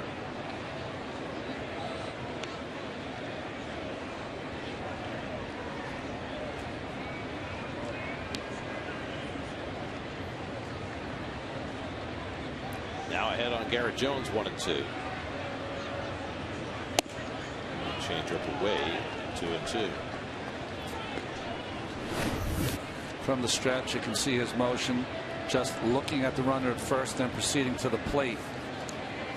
And that changeup just coming out of his hand a little too quick, releasing it too soon.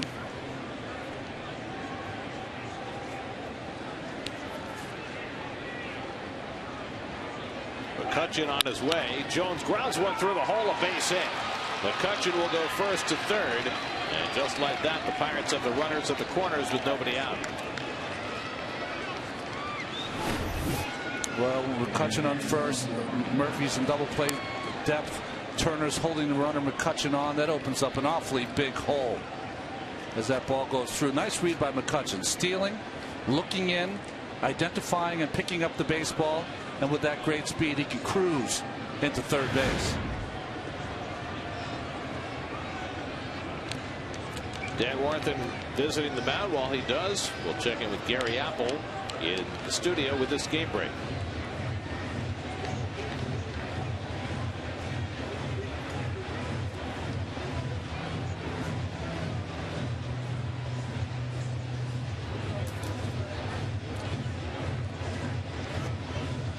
And that report brought to you by your Tri-Honda dealer, and Brandon Lyon quickly to work in the men's bullpen as trouble has found Dylan G in the 6th inning. It was 2 starts back against the Phillies that Dylan threw 5 scoreless innings. Then the roof caved in on him at about 11 pitches in the 6th. And that was his night. Well, let's see if he can survive it this time with a very tenuous 1-0 lead. First and third and nobody out. Russell Martin up. We'll trade the double play for the tying run to score. Absolutely. Martin is grounded to short and lined to right, 0 for 2.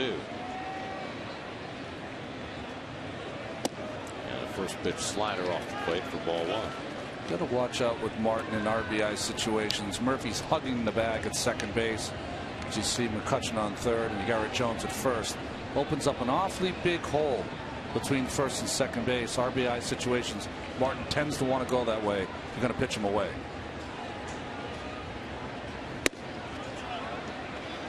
Runners in scoring position has been an Achilles heel for the Pirates this year. They're hitting just .212 as a team, and Martin just 3 for 20 with runners in scoring position this season. But a big opportunity here for the Pirates to cash in with G behind in the count 2-0. And Martin gets a 2-0 changeup. Not what he was hoping for. Well, Martin trying to go for the downs here. 2-0. A little uppercut. Trying to put the Pirates ahead. Pedro Alvarez waits on deck.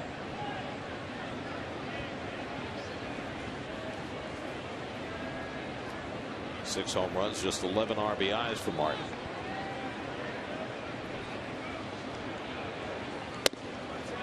And that just missed. G wanted it. 3-1.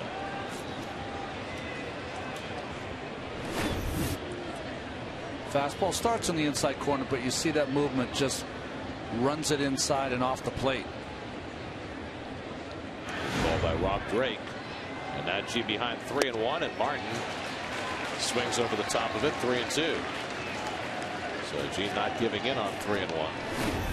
Well, that's a good pitch to throw. That's that little cutter slider he throws down. We saw it earlier. Brandon Inch pulled it into a double play. Well, you got Garrett Jones at first, very slow runner. 3-2 count on Martin, nobody out.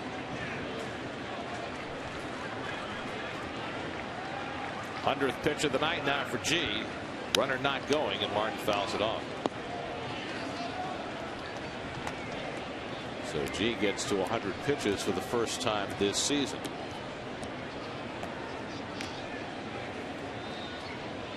And you have to speculate that this would be his last batter.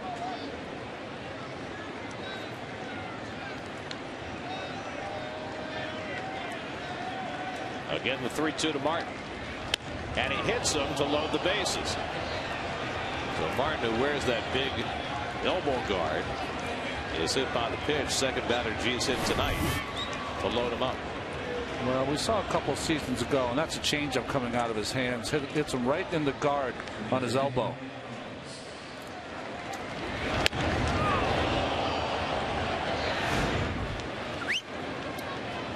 So G finds trouble in the sixth and can't retire a batter in the inning. He'll leave with a 1-0 lead.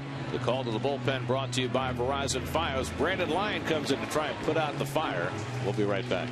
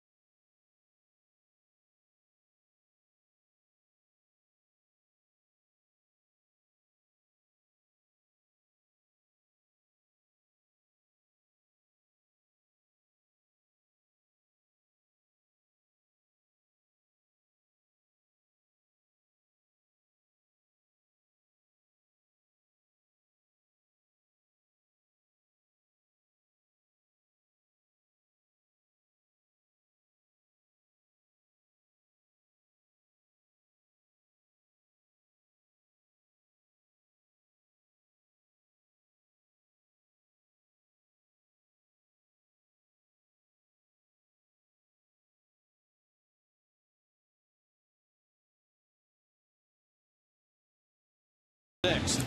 And he departs in favor of Brandon Lyon with the bases loaded and nobody out. Well, there'll be some heavy lifting for Brandon Lyon here, but he's coming into a situation facing a couple of hitters. Alvarez is a guy who strikes out a lot, although he's got great power. And Inge has already hit into a double play on deck. McCutchen, Jones, and Martin, the base runners. Murphy and Tejada at second and short, playing in double play depth, so they'll concede a run to try and get 2 outs. And Alvarez swings and misses, 0-1. Alvarez had an infield hit his last time up, which snapped an 0 for 15 stretch. He's hitting just 146 with runners in scoring position this year. You can see up the middle, like you said, Gary, double play depth. David way off the line. Hugging the line is Turner. And Alvarez pops it up, not very deep to center. McCutchen, though, has great speed at third, so he'll tag. And Lagares gets behind the throw, but McCutchen in to score the tying run. Sacrifice fly for Pedro Alvarez, and the game is even at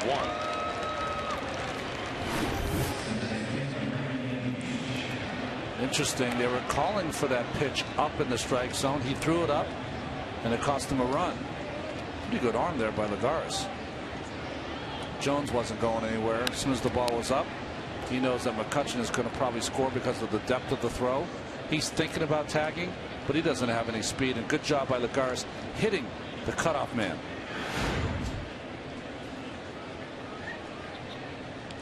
So it's a 1-1 ball game, 2 on and 1 out. Brandon Inge, the batter. Inge has been hit by a pitch and grounded into a double play. And the slider bounced by Lyon, and a good job by Buck that time to knock it down and keep the runners from moving up. Well, that was perfect by John. He covered it after getting down and blocking that pitch. The Mets lost a game in Miami on the last road trip on a wild pitch by Lyon in the 9th inning. Anthony Recker was behind the plate for that one.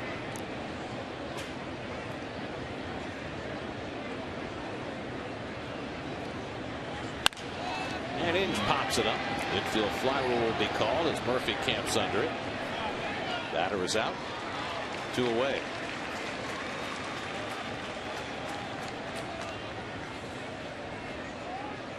So Lyon gets a couple of outs, and now we'll take on the number 8 hitter Clint Barmes. Barmes had a base hit to left field his last time up, 1 for 2, and he's got good career numbers against Lyon, 5 out of 14. There was a time when they were both playing in the National League West, Barmes for Colorado and Lyon for Arizona.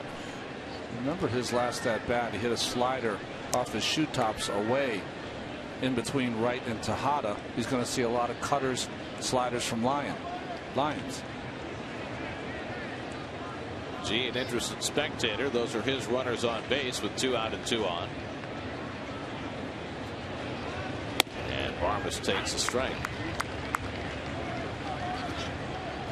Pitcher Jeff Locke is out on deck. There's nobody throwing in the Pirates bullpen, so it looks like Clint Hurdle is locked into having Locke hit, no matter what the circumstances after Barmes is at bat.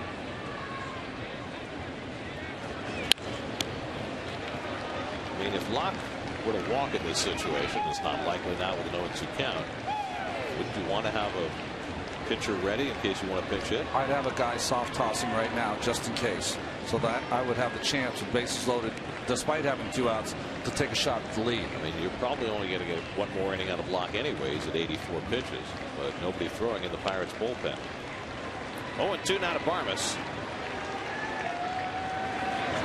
Breaking ball, grounded slowly. Tejada's got to wait for it. Now the quick throw, and he got him by a step to end the inning. So Lyon comes in, does a great job minimizing the damage. Just the 1-run scores, and the Mets have the heart of the batting order coming up in the bottom of the 6th in a 1-1 game.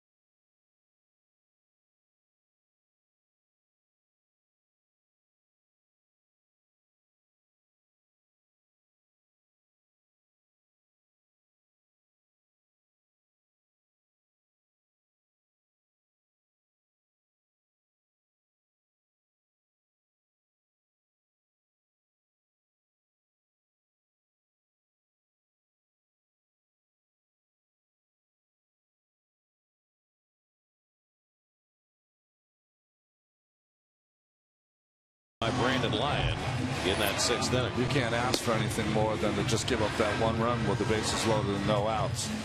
Fine pitching by Lyon. A nice evening by Dylan G. So the Mets will set about trying to regain the lead in the bottom of the 6th. Wright, Buck, and Turner 3, 4, and 5 in the batting order. David's 0 for 1 tonight, grounded out and walked against Jeff Locke, who's now retired 6 straight. He's walked 3, struck out 2, allowed just a run on 3 hits. All 3 of those hits coming in the 2nd inning. Mets might have had more in that inning, but Justin Turner was called out at second base on a bang-bang play, trying to stretch a single into a double. And Wright drives one to left field. Marte moving back, and he makes the catch. A bullet by Wright, but Marte with good speed to get back there and make what turned out to be an easy play. Boy, that is a double against anyone.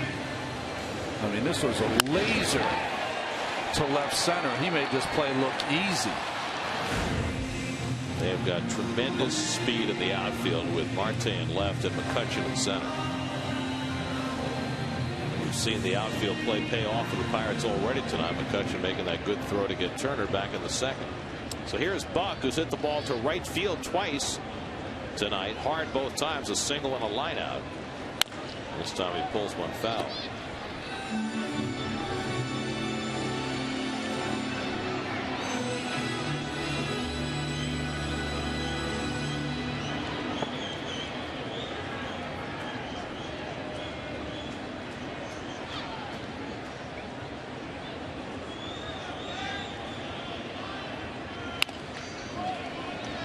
Nothing in 2 to Buck.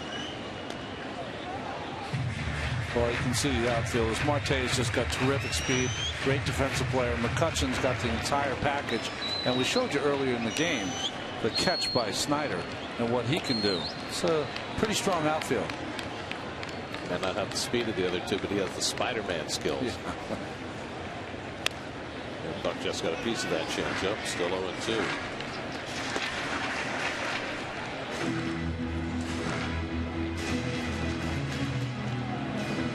Justin Turner hitting 5th in the order tonight, waiting on deck.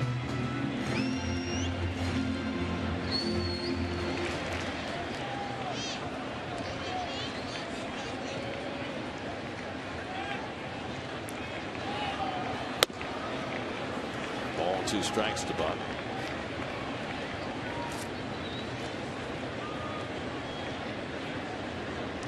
John's approach all night has been to hit the ball to right field. See if he changes the game plan here his 3rd time up. And Locke tempting him outside. He laid off 2-2.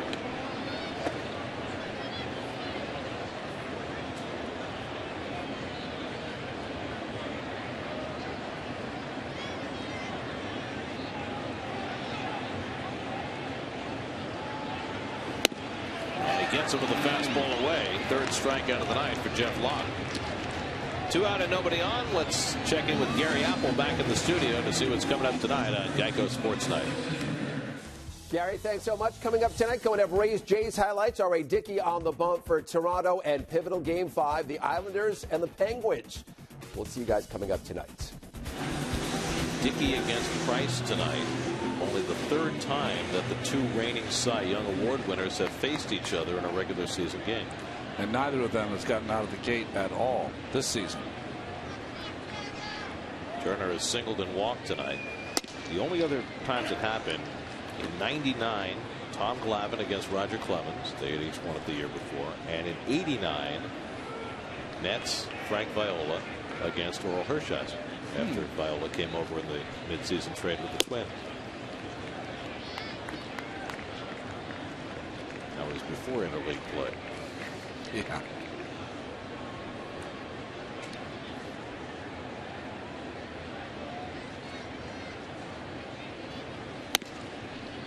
Two and 1 to Turner.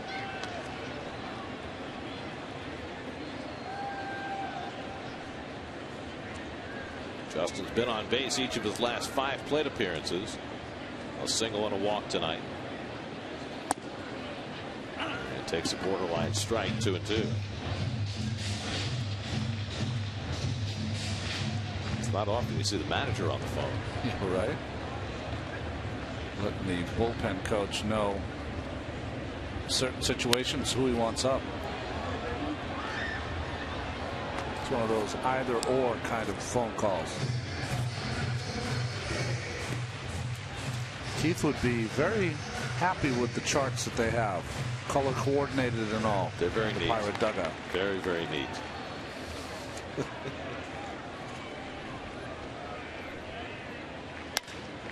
Turner lifts one out to right, and Snyder's right there waiting for it. So Jeff Lock's now retired 9 in a row, and we are through 6 at Citi Field. Mets and Pirates locked to the run apiece.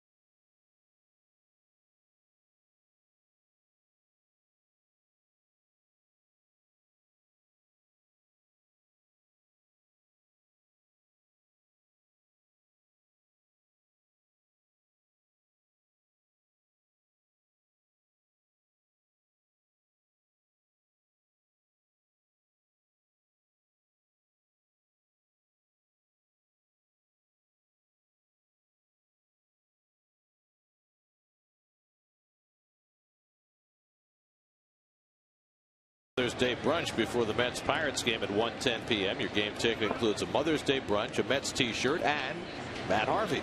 Buy your tickets at Mets.com/Mets brunch.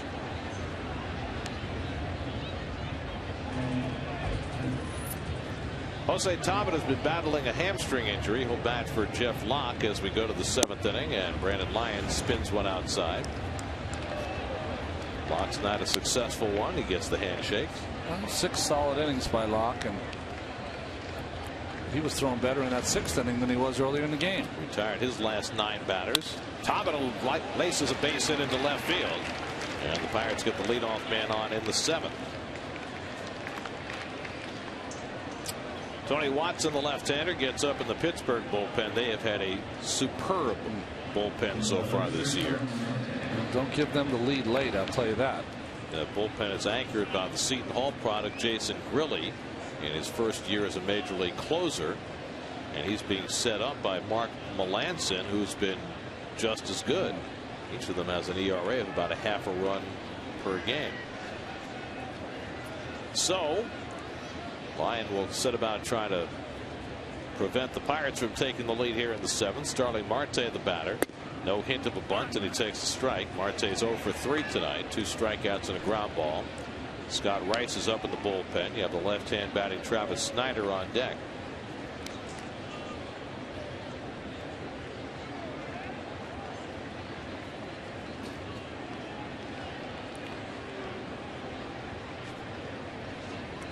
Lyon got 3 huge outs to end the 6th inning after entering with the bases loaded. Pirates got a run on a sacrifice fly, then he got a pop up and a ground out to get the Mets through that 6th without falling behind. Tabet, as we mentioned, had a hamstring injury. I don't know how frisky he's going to be on the base paths. Just came back and pinch hit yesterday, his first action in a week. And now Marte bunting on the second pitch. Lyon bare hands it, and Turner picks it up for the out. Sack goes 1-3, moving Talbot into second. I honestly really loved that play because it gave him a pitch to hit, see what he could do with it.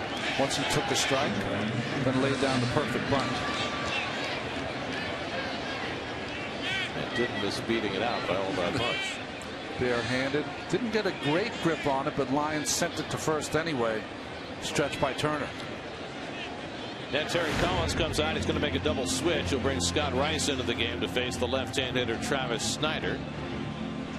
So a pitching change here in the 7th after Lyon goes an inning and a third in relief. Rice will be the next man on for the Mets.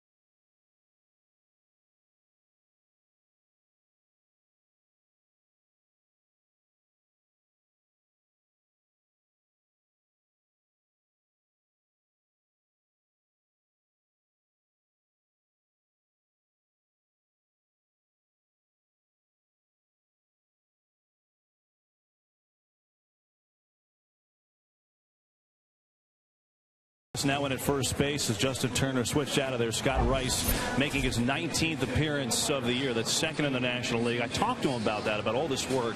His career high is 58 games in the minor leagues. He said, you know, as a starter, I always got sore. Once I turned reliever, though, I stopped using ice, and I didn't get sore anymore. This winter in winter ball, I either pitched or warmed up in every single game our team played like that. The key for me is not throwing too many warm-up pitches. I throw 4 to 6 fastballs in the bullpen, and I watch. If the situation unfolds, I'll rip off 2 sliders out there, and then I use those 8 pitches out here very effectively. Gary. Gabby Sanchez to pinch hit, hits the first pitch in the air to left field, and Brown has it lined up. And so Rice throws 1 pitch to the net killer Gabby Sanchez and gets him on a fly ball out for the second out.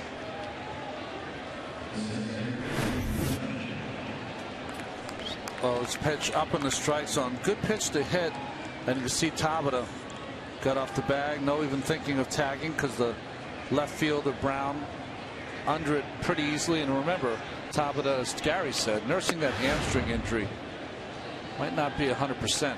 Now the Mets will intentionally walk Andrew McCutchen, and this was the game plan when they brought Rice into the game to try and get Snyder, and then as it turned out, Sanchez, the pinch hitter, out, and then with the open base walk McCutchen, and then you get the left-hand hitter Garrett Jones.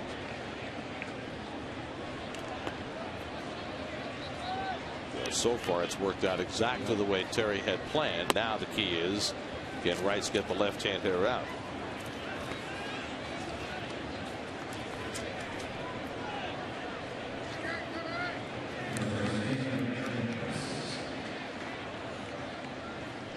Jones tonight 1 for 3 at a hit-and-run single his last time up that helped build the only Pirate run of the night. Jones has only had 3 at-bats versus left-handed pitching this year with a hit. They do have 3 right-handed bats on the bench, but they opt not to go that way. So Jones stays in to face Rice. Pirates 0 for 6 with runners in scoring position tonight.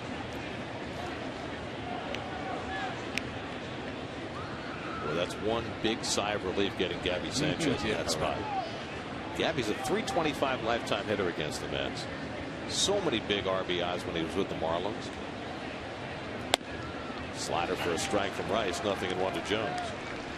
He was always expected to him to get a hit in a big situation.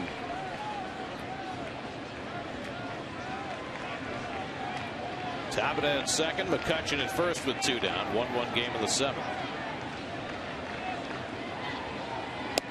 And Rice gets that slider over for a strike, and it's 0-2.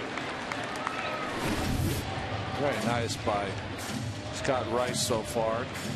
Getting ahead of the hitter Jones, see if he can put him away. Buck has to be alert now. This is where Rice tends to want to bounce that changeup. Struck him out on the pitch in the dirt. Buck slaps the tag on Jones. Big time job by Scott Rice to come out of the bullpen and get 2 huge outs in the 7th to keep it a 1-1 game.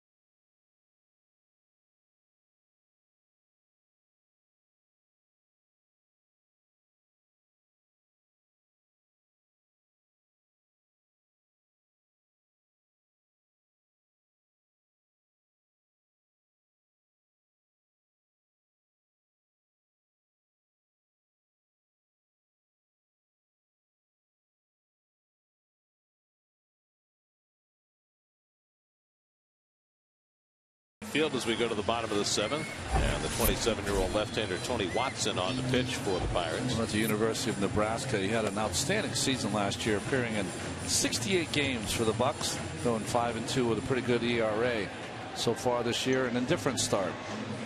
Well, Clint Hurdle opted to bat for Travis Snyder, left-hand hitter, but opted to leave Garrett Jones in to face Scott Rice, and you see the lefty-righty splits for Jones over his career. Just not working in his favor, but Hurdle took a chance. That was an inning that very much worked in Terry Collins' favor as far as getting the matchups he wanted. Of course, the key was Rice getting the right-hand hitter Sanchez out, which he was able to do. Marlon Byrd now leads off in the 7th against Watson. Byrd has driven to the only Met run tonight with a sac fly and has a good cut at that fastball and fouls it back. Jeff Locke went 6 innings, 1 run, 3 hits, 3 walks, 3 strikeouts, 97 pitches, matching his season high, and a no decision for him. And Tony Watson's University of Nebraska teammate Andrew Brown is on deck.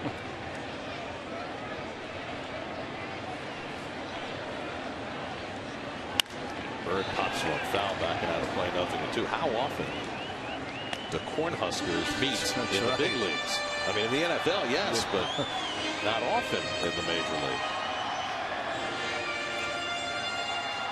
Well, Watson's got good stuff. He occasionally loses a little bit of his control, but throws awfully hard for a left-hander out of the bullpen.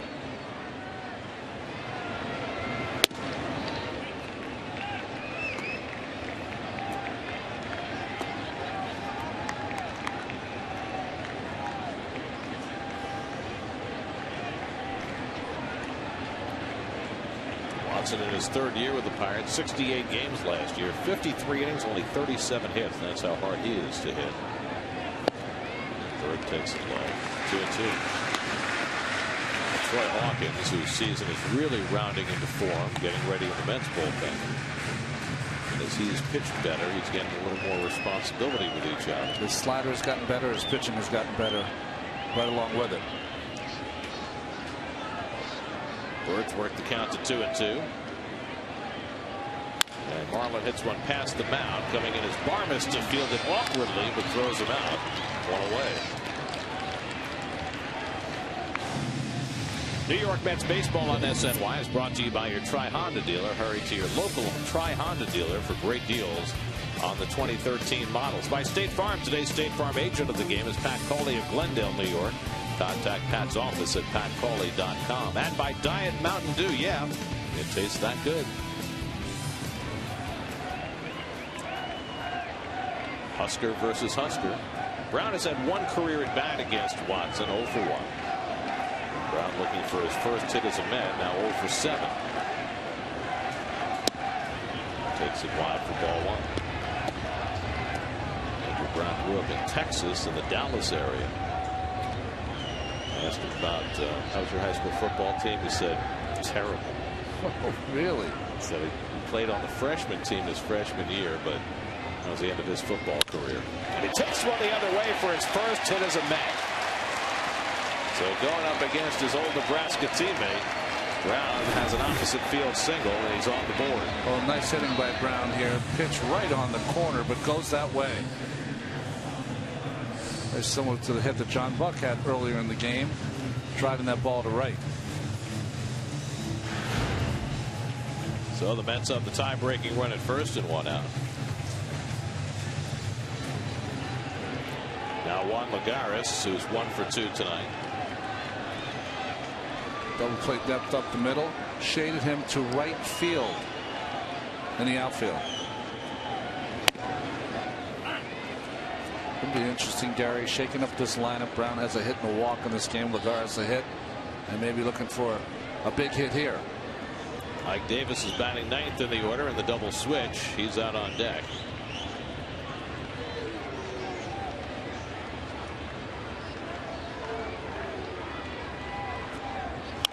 And Lagares with a good rip fouls it back. We found another University of Nebraska matchup for you. Okay. Alex Gordon, Jabba Chamberlain. Oh, okay. The track staff, by the way, is on right on top of the world tonight. Track staff, yeah. Almost I can read his handwriting. Always a challenge. Late swing, foul. That rifles into the photo box. That had to be close to our man, Kevin. Are you all right down there, buddy? Bars here save me. Really? I mean, I knew it was going right near you. Yeah. Well, didn't take out your coffee, so you're in good shape. Need to get Kevin a glove or a mask. 0-2 to Lagares. Time asked for.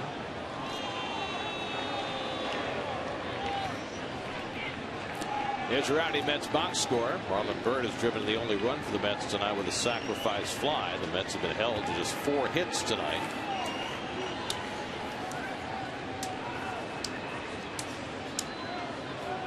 Watson ahead of the count 0-2, and he runs one inside, 94 miles an hour. The ball and 2 strikes. The ancient right-hander Jose Contreras is up in the Pirates bullpen. Should go to Seattle, and then you really got a nickname.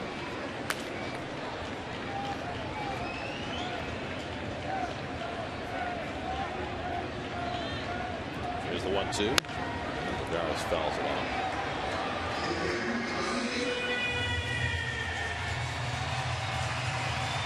How old do you suppose Jose Contreras is?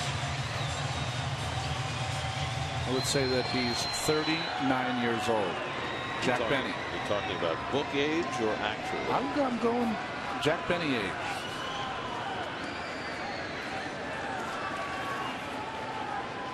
Lagares hanging in there. Here's the 1-2, and he gets him with a high fastball. So Watson takes care of Lagares for the second out. The book on Contreras says 41. Okay. Now he could actually be 39, but I don't think that was what I was implying. So now Davis, who didn't start the game, came in on a double switch. I talked to Ike today. He was very happy with the way his night went last night, despite the 0 for 4. You know, it's about process, not results. Yeah. He said, if that ball I hit 407 feet to center field had gone out, everybody would be talking about what a great night I had. And, you know, Dwayne Wise made a great catch against the fence to rob them of an extra base hit. Looked bad on that first pitch breaking ball by Watson, and it's 0-1. But Ike says he's handling his troubles this year a lot better than he handled them last year. And maybe that will help him break the spell sooner. He drives this one deep to right center field, headed back toward the wall, and that ball is off the base of the fence. Here comes Brown around third. He comes in to score. Ike Davis with an RBI double puts the Mets in front 2-1.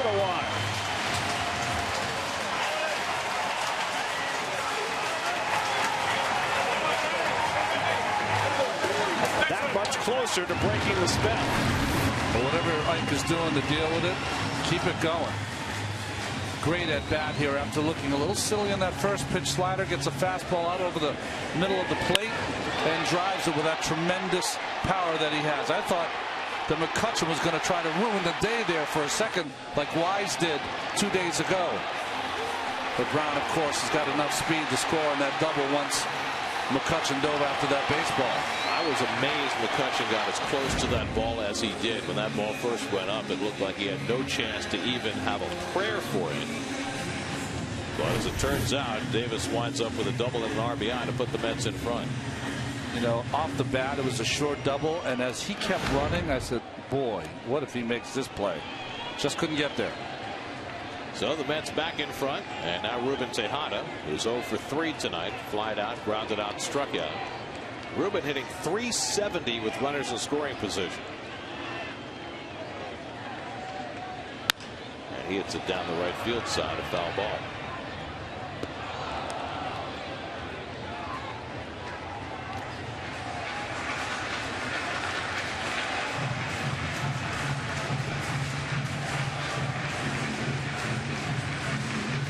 Tejada had an RBI single in the 9th inning last night. Right fielder Tabata playing very, very shallow. It would be hard for Davis to score on a base hit to right field. You know, I was just thinking, Gary, occasionally this happens to a player. It's happened a couple times for us up here in the booth thinking about it. There's that one at bat that you can point to where it turns everything for a player. Maybe on the evening of May 9th off Tony Watson might be that turning point for Ike.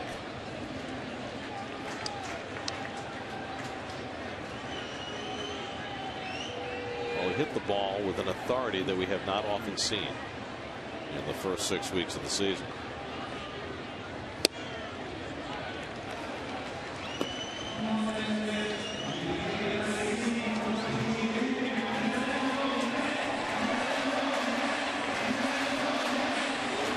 You know, we've talked all season about hitters and their two-strike approaches. Nobody on this ball club with a better two-strike approach than Tejada.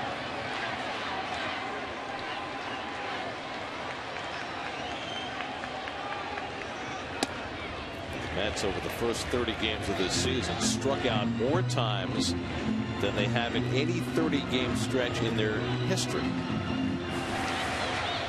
A lot of that is because the approach with 2 strikes is the same as the approach earlier in the count. Not so with Tejada.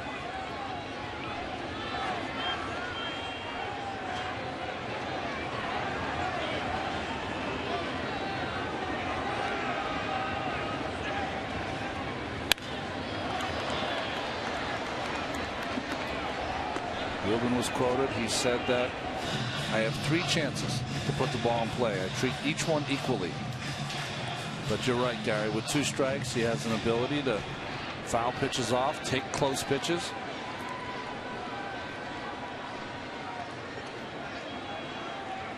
It's no panic. Yeah.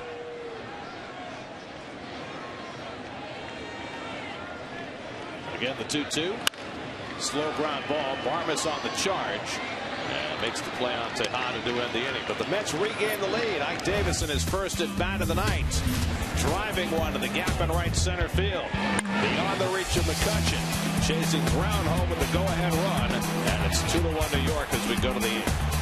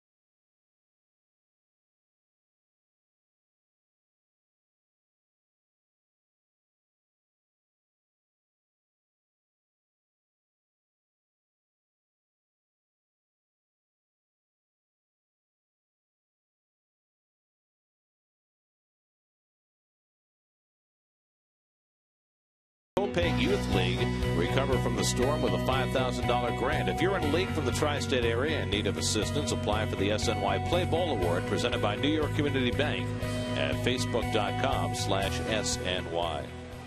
So Troy Hawkins on to try and protect the lead in the 8th inning. Well, the Pirates have been perfect in the 8th and 9th innings. The Mets are going to try to emulate that tonight. Hawkins has gotten better as the season has gone along and warmed up. Worked a scoreless 8th inning last night. Comes back in to pitch tonight against Russell Martin. He's 0 for 2. He's also been hit by a pitch tonight. Martin, then Pedro Alvarez and Brandon Inge scheduled for the Pirates in the 8th. Martin's hit 1 ball hard tonight. He lined out to right field in the 4th. Alvarez, dangerous hitter on deck, has the only RBI for Pittsburgh tonight. Pittsburgh 1 run 6 hits. The Mets 2 runs 5 hits. As Hawkins throws a slider away, and it's 1-1.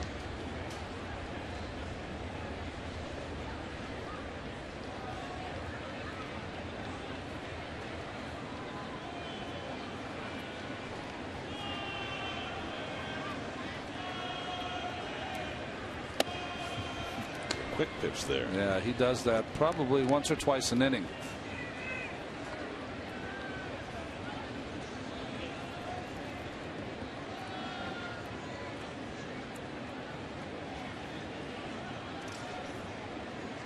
Two and 1 to Russell Martin, and it's foul back.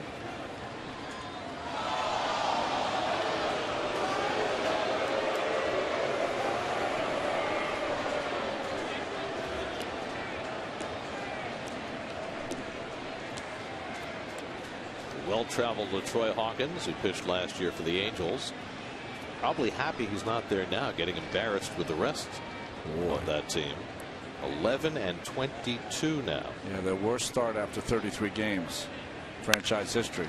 Hard hit, but right at Tejada. And he throws out Martin, one away. So 1 out and nobody on. Let's check in with the studio. Gary Apple standing by with this game break.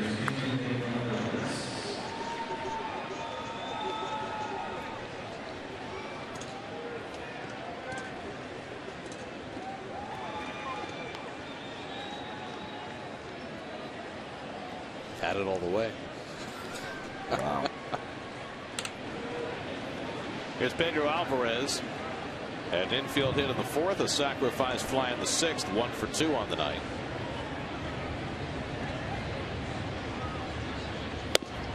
Pedro, who always has a lot of family on hand when the Mets host the Pirates, takes outside for ball 1. Pedro now 26 years old. It was the 08 draft that he was the number 2 overall pick. 30 home runs last year. And he hits this one in the air to deep right center. Back goes Bird looking up, and this game is tied. Pedro Alvarez with his 6th home run of the year gets the Pirates even. It's 2-2.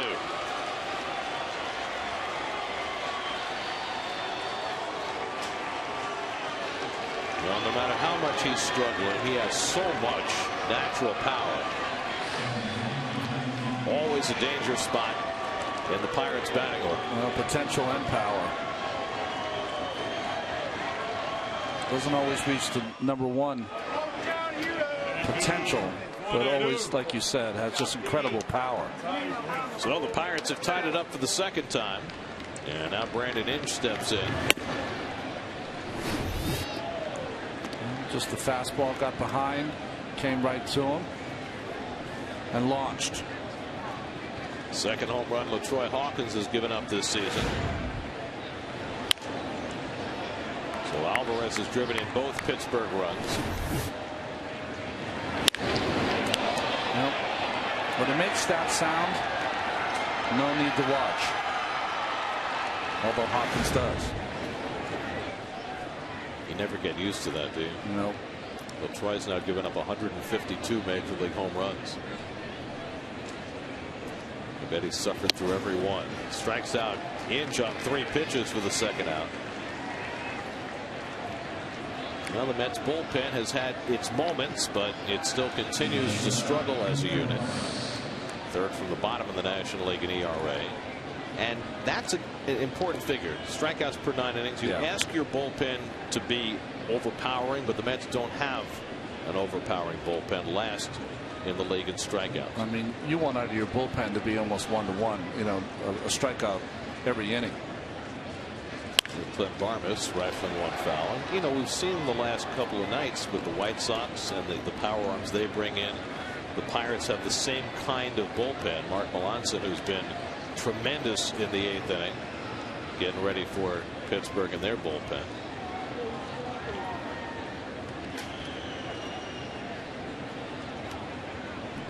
Barmes 1 for 3 on the night. He takes the fastball high, a ball and a strike.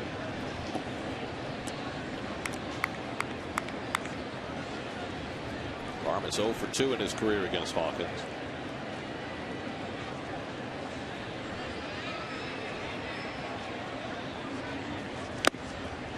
Foul tip, 1-2. Jose Taveras in the 9 hole. He would be next if Barmes keeps the inning alive.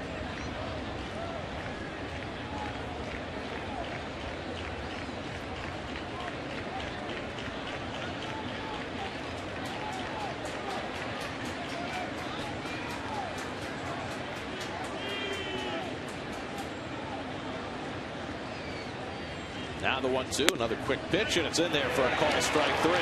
Back-to-back strikeouts for Hawkins after Pedro Alvarez ties the game. His 6th home run of the year over the bullpen in right center field. Impressive home run by Alvarez gets Pittsburgh even for the 2nd time. It's 2-2 in the 8th.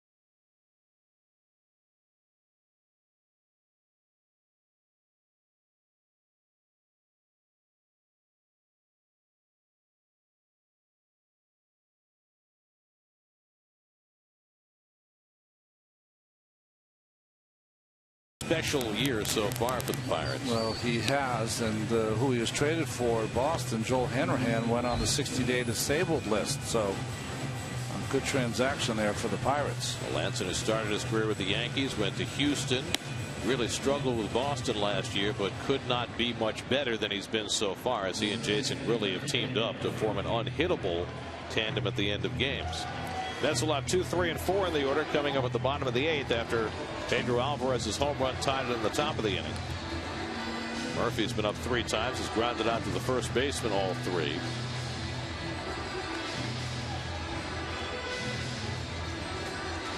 Jeff Locke went the first 6 for Pittsburgh, allowed a run on 3 hits. Tony Watson allowed the go-ahead run in the 7th. And now Melanson pitching the 8th.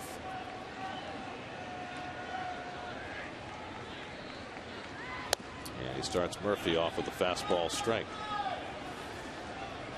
That's in 1-run games are 3 and 6. The Pirates are 2 and 5, which is surprising considering how well their bullpen has fared this year.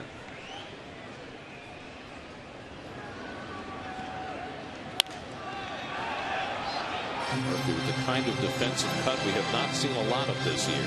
Well, we saw the pitching from Jeff Locke earlier. A lot of fastballs down and in. Here it's a little slider down and in from Melanson. Trying to work that bottom of the strike zone inside on Murphy.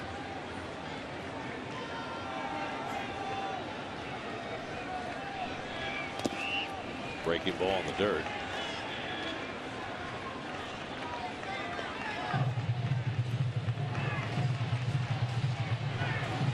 Mark Melanson out of the University of Arizona.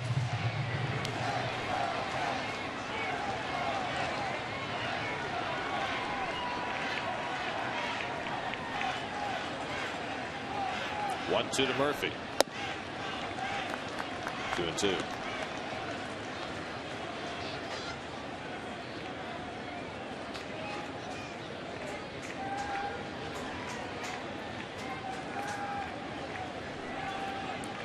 Lucas Duda looming in the tunnel. 2-2. And Murphy works the count full.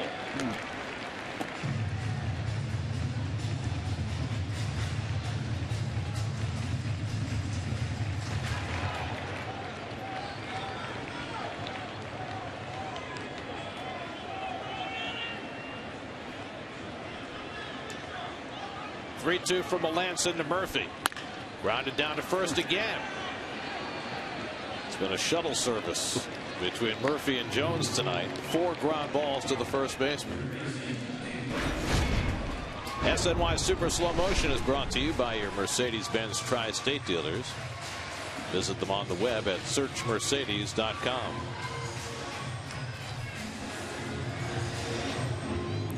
One out and nobody on. Here's David Wright. David's 0 for 2 tonight. He walked in the 3rd. Last time up, he had a bullet to left field, and Marte went back to the edge of the warning track to catch. David's had 2 career at-bats against Melanson, and one of the 2 he hit a home run. It was when Melanson was with the Astros. And David drives one over the head of Inge into right center for a base hit. So David, who hit the ball on the screws the last time up, does it again, and this time gets a positive result. Again, another high fastball or cutter there from Melanson, covered by David.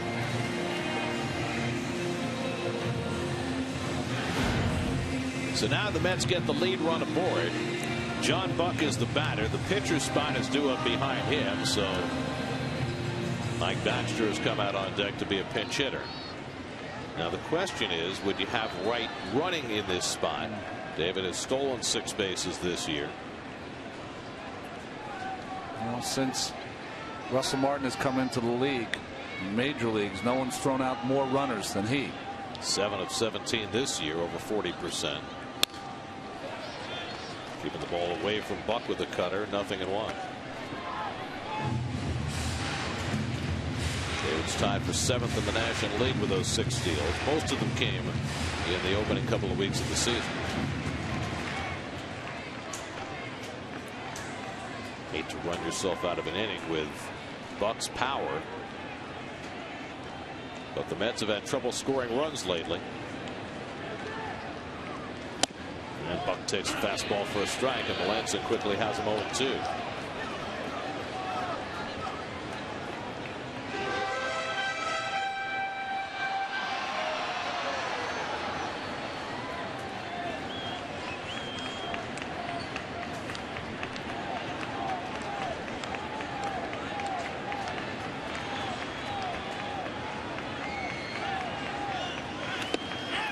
Went around on the curveball, strike 3.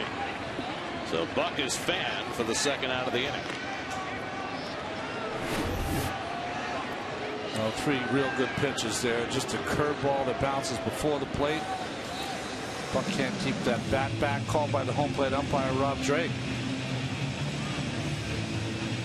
Now Terry Collins had Mike Baxter on deck to pinch hit, hoping he'd have a runner in scoring position. But since Wright is still at first, he'll change up and go with the power of Lucas Duda to try and get that run in. Well, with 7 home runs, Duda is in scoring position when he's at the plate. So taking a shot on the extra base hit prowess of Duda.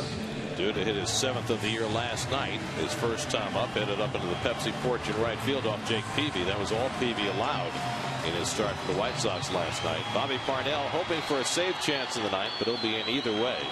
And they put on a full shift against Duda. Haven't seen many teams do this against Lucas. Be a nice time to change it up and swing first pitch, especially pinch hitting.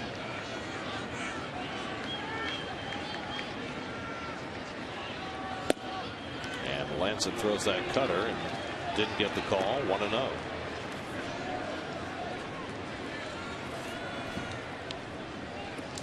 Glenn Hurdle thought for sure that was a strike.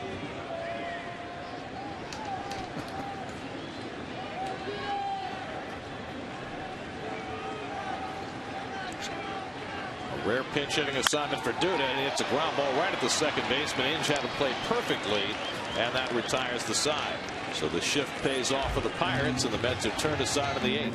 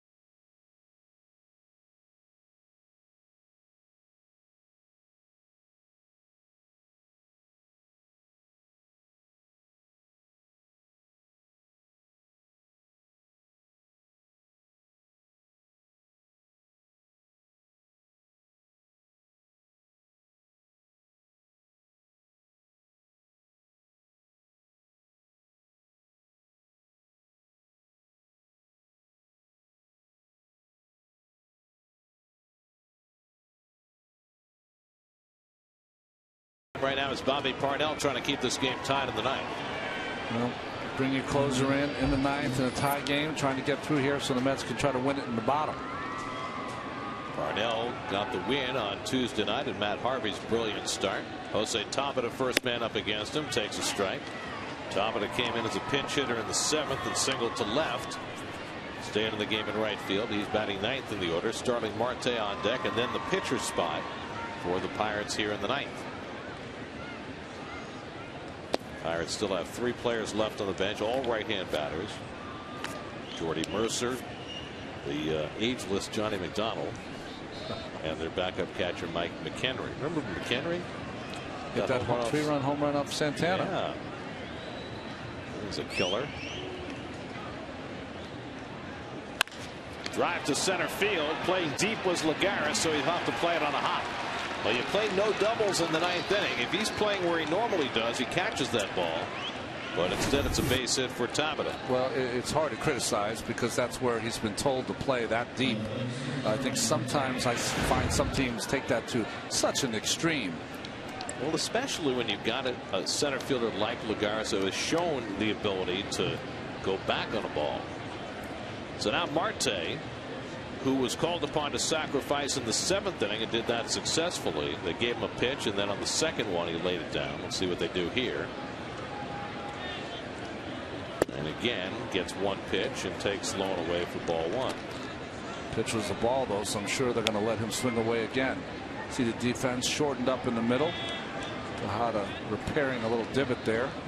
And the defense again rubbing up against the fence.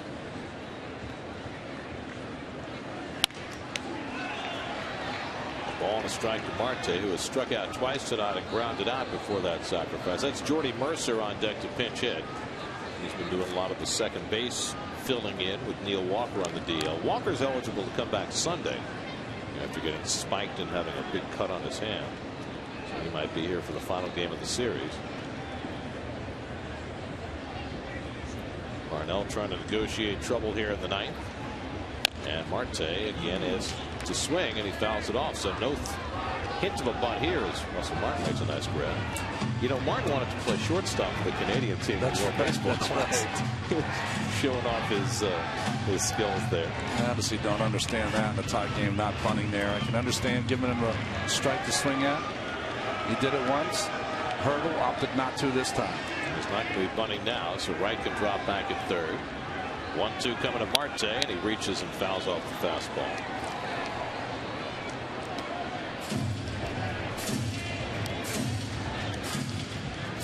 Jason Grilli, who began his baseball life as a Pirate at Seton Hall and has now come full circle. He's a Pirate again.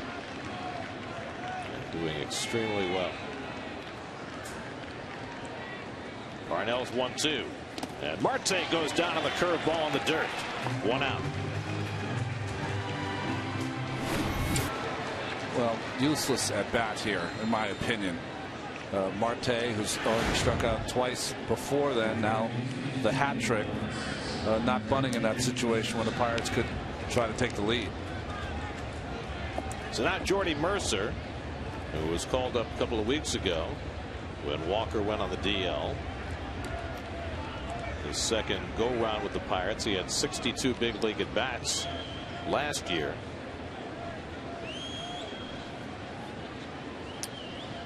Mercer's already had a game-winning home run this season.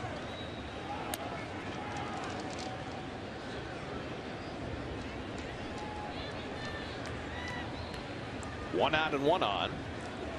And Mercer takes one inside from Parnell. And if you ever do get into one of those extra inning games, you can always use Mercer, who was a star at Oklahoma State. See McCutcheon on deck as not only a home run hitter and RBI guy, but also as a pitcher. Yep. All-time saves leader at Oklahoma State.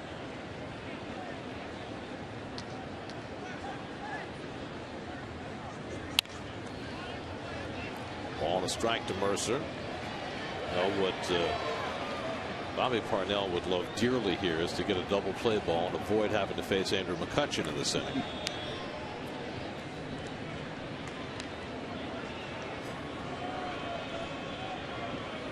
Pirates 2 runs, 8 hits. The Mets 2 runs, 6 hits.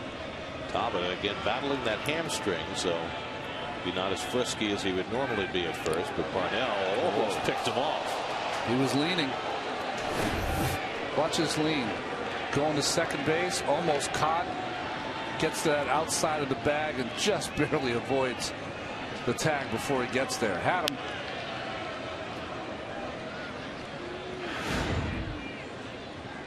Sam Holbrook right on top of the play to make the call. He might not be leaning quite as far this time. 1-1 to Mercer. Threw the fastball by him, and it's 1-2. It's fascinating to me that Bobby Parnell, throwing probably 4 or 5 miles an hour slower than he has, is getting more swing and misses now at 94 than he was at 98 and 99. Free and easy, more movement. Part of the maturing process for Parnell, who has been terrific this year. And really, if you look at his season last year, in the second half, he was on track to be this guy. And now he's been given the responsibility of being the 9th inning pitcher, and he is not letting go of it.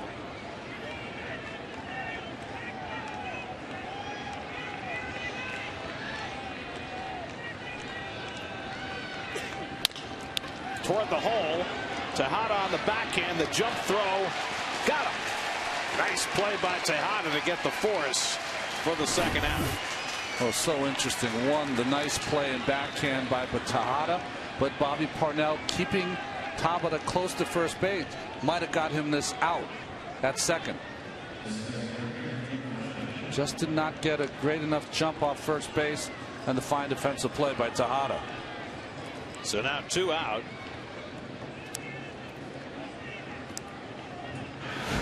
Mercer is the runner at first, and Andrew McCutchen steps in.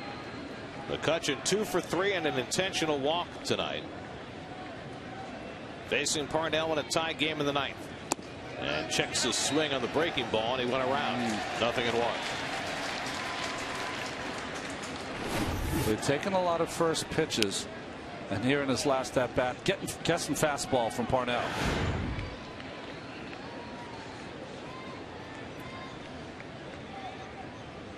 McCutchen 1 for 4 in his career against Parnell, and he takes a strike. 0-2. No, the book on McCutchen, just an outstanding fastball hitter.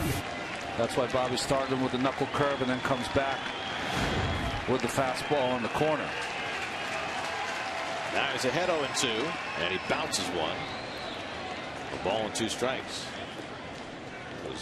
They've been less than 55 feet. Nice play by Buck. He kind of traps it against his side with his right arm.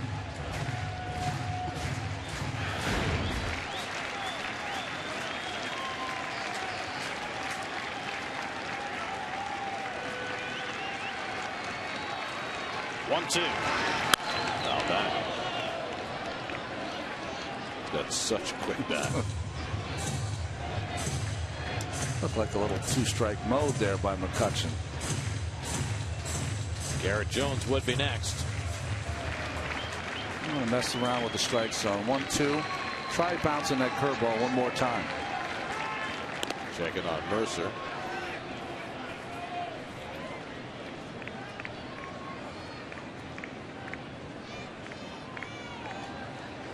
Bobby Parnell facing the best bat in the Pirate lineup.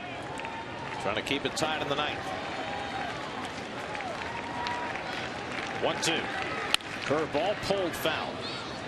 Wright was playing near but not on the line.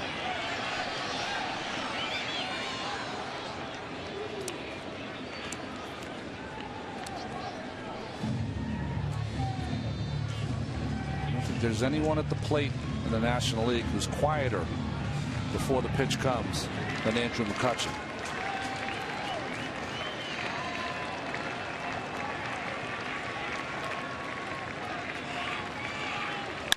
Fly ball deep center field. Lagares back. Warning track right at the wall. Makes the catch at the top of the fence.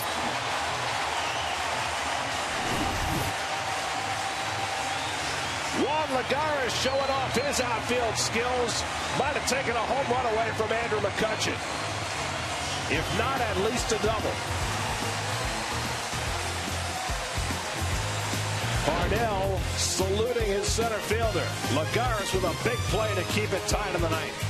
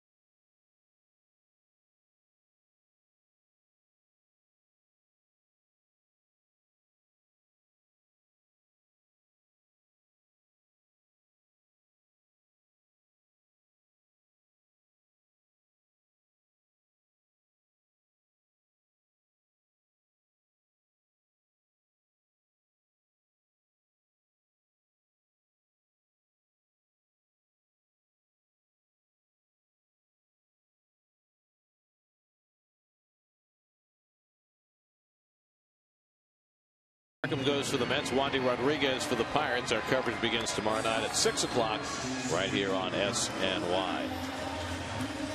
36-year-old Jason Grilli, well-traveled, first time in his career as a closer, and he has been fantastic. Outstanding. Unusual managing by Hurdle on top of the ninth. Marte not bunting, and here using the closer Grilli in a tie game. Only 5 saves coming into this year for Jason Grilli. Marlon Byrd leads off in the last of the ninth. Mets looking for the walk-off win. Byrd had a sacrifice fly to drive in the first Met run, otherwise 0 for 2. And he takes up and in from Grilli for ball 1. Just to clarify what Ron was saying, at home you use your closer because you can't have a save opportunity once you get to the ninth in a tie game. On the road, it's a different story. You usually save them just in case you get the lead.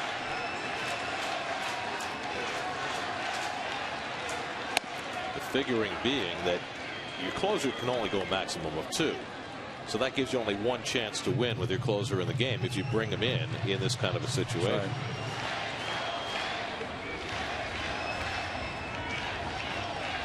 Mark Melanson worked around a base hit in the 8th, and now Grilli working the 9th. This is Jason's 6th different team. His major league debut came in 2000 with Florida. Since then he's been with the White Sox, the Tigers, Rockies, Texas. Now in his 3rd year with the Pirates. And I don't think anybody ever really thought about Jason as a closer, but here he is, 13 for 13 in save opportunities this year. 1-2. Breaking ball fouled off. Of course, Jason's dad was a big league pitcher, Steve Grilli. Right. Jason grew up in the Syracuse area where his dad runs the Change of Pace bar with the best wings in Syracuse. Change of pace. Beautiful. Right near Old MacArthur Stadium. Well, I mean, that wasn't there when I was playing against Syracuse.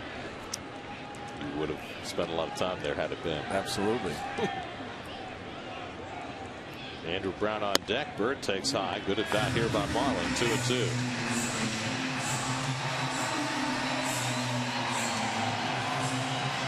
Byrd 1 for 4 in his career against Grilli.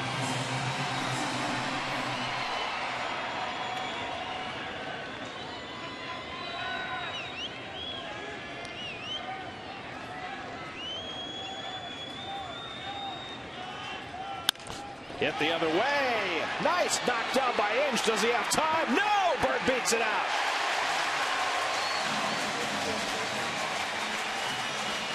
Byrd getting down the line and beating the throw by Inge, and the Mets have the potential winning run aboard. Well, clutch hitting by Marlin. Awfully nice play by Inge, getting to the ball, but scrambling to get to it. And Byrd still runs well enough to beat that out.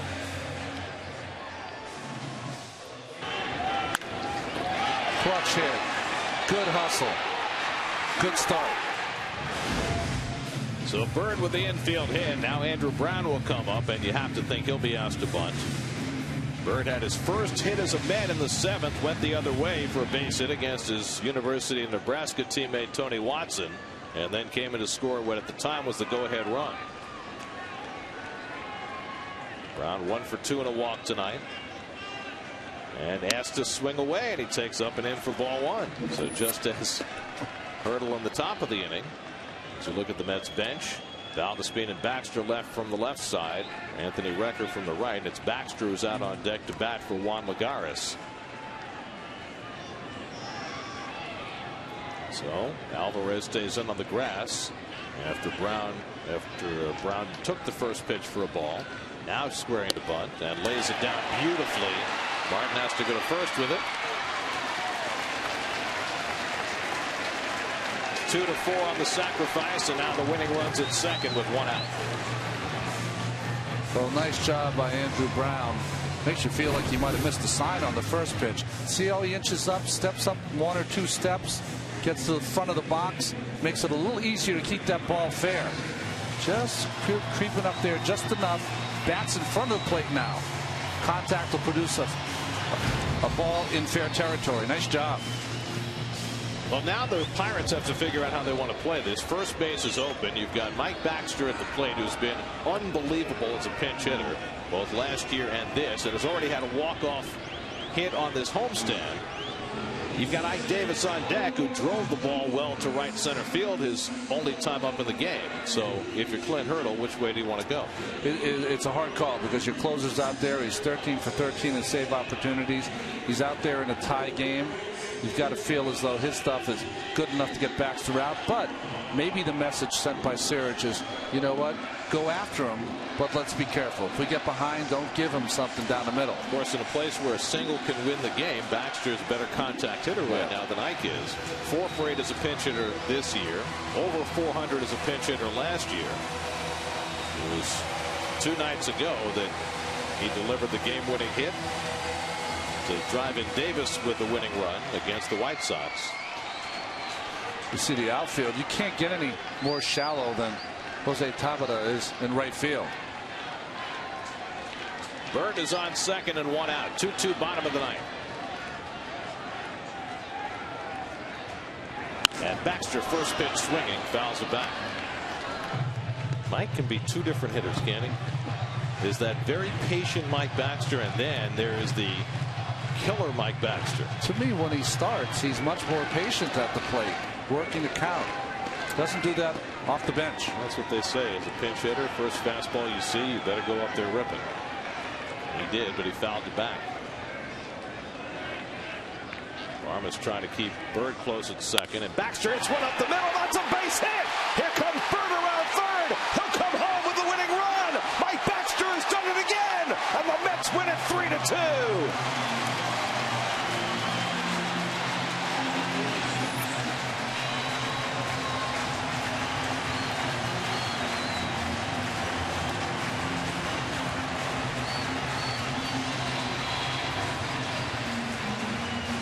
Well, at some point you had to bust the bubble of the bullpen of Clint Hurdle.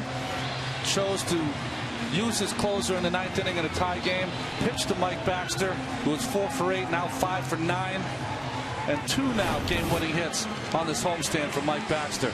Trying to come inside again with a fastball, leaves it middle. Nice hitting by Baxter up the middle.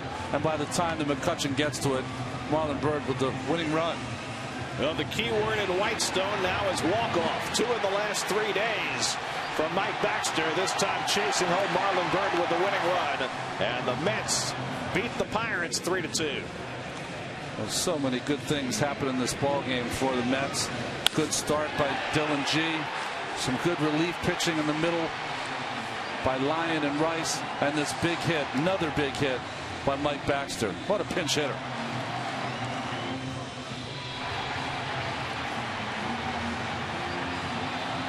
Terry Collins pushed every right button in this game. Ike Davis had a very important at bat to drive in what was the go-ahead run in the 7th. And then after LaTroy Hawkins faltered and gave up the game-tying home run to Pedro Alvarez in the 8th, the Mets rally and win it in the bottom of the 9th. Their 4th walk-off win of the year. Their 2nd in 3 days. And for the 2nd time in 3 days, it's Mike Baxter with the game-winning hit. And he's standing by with Kevin Burkhardt. This is a new Citi Field record. The first time on the scoreboard twice in the same homestand. Had it twice? It's unbelievable. Yeah, that's a good feeling. Thanks. Mike, just to come up in that situation, does the other day help you? The fact that you just did it the other day, does it help you in this situation? I can get used to this.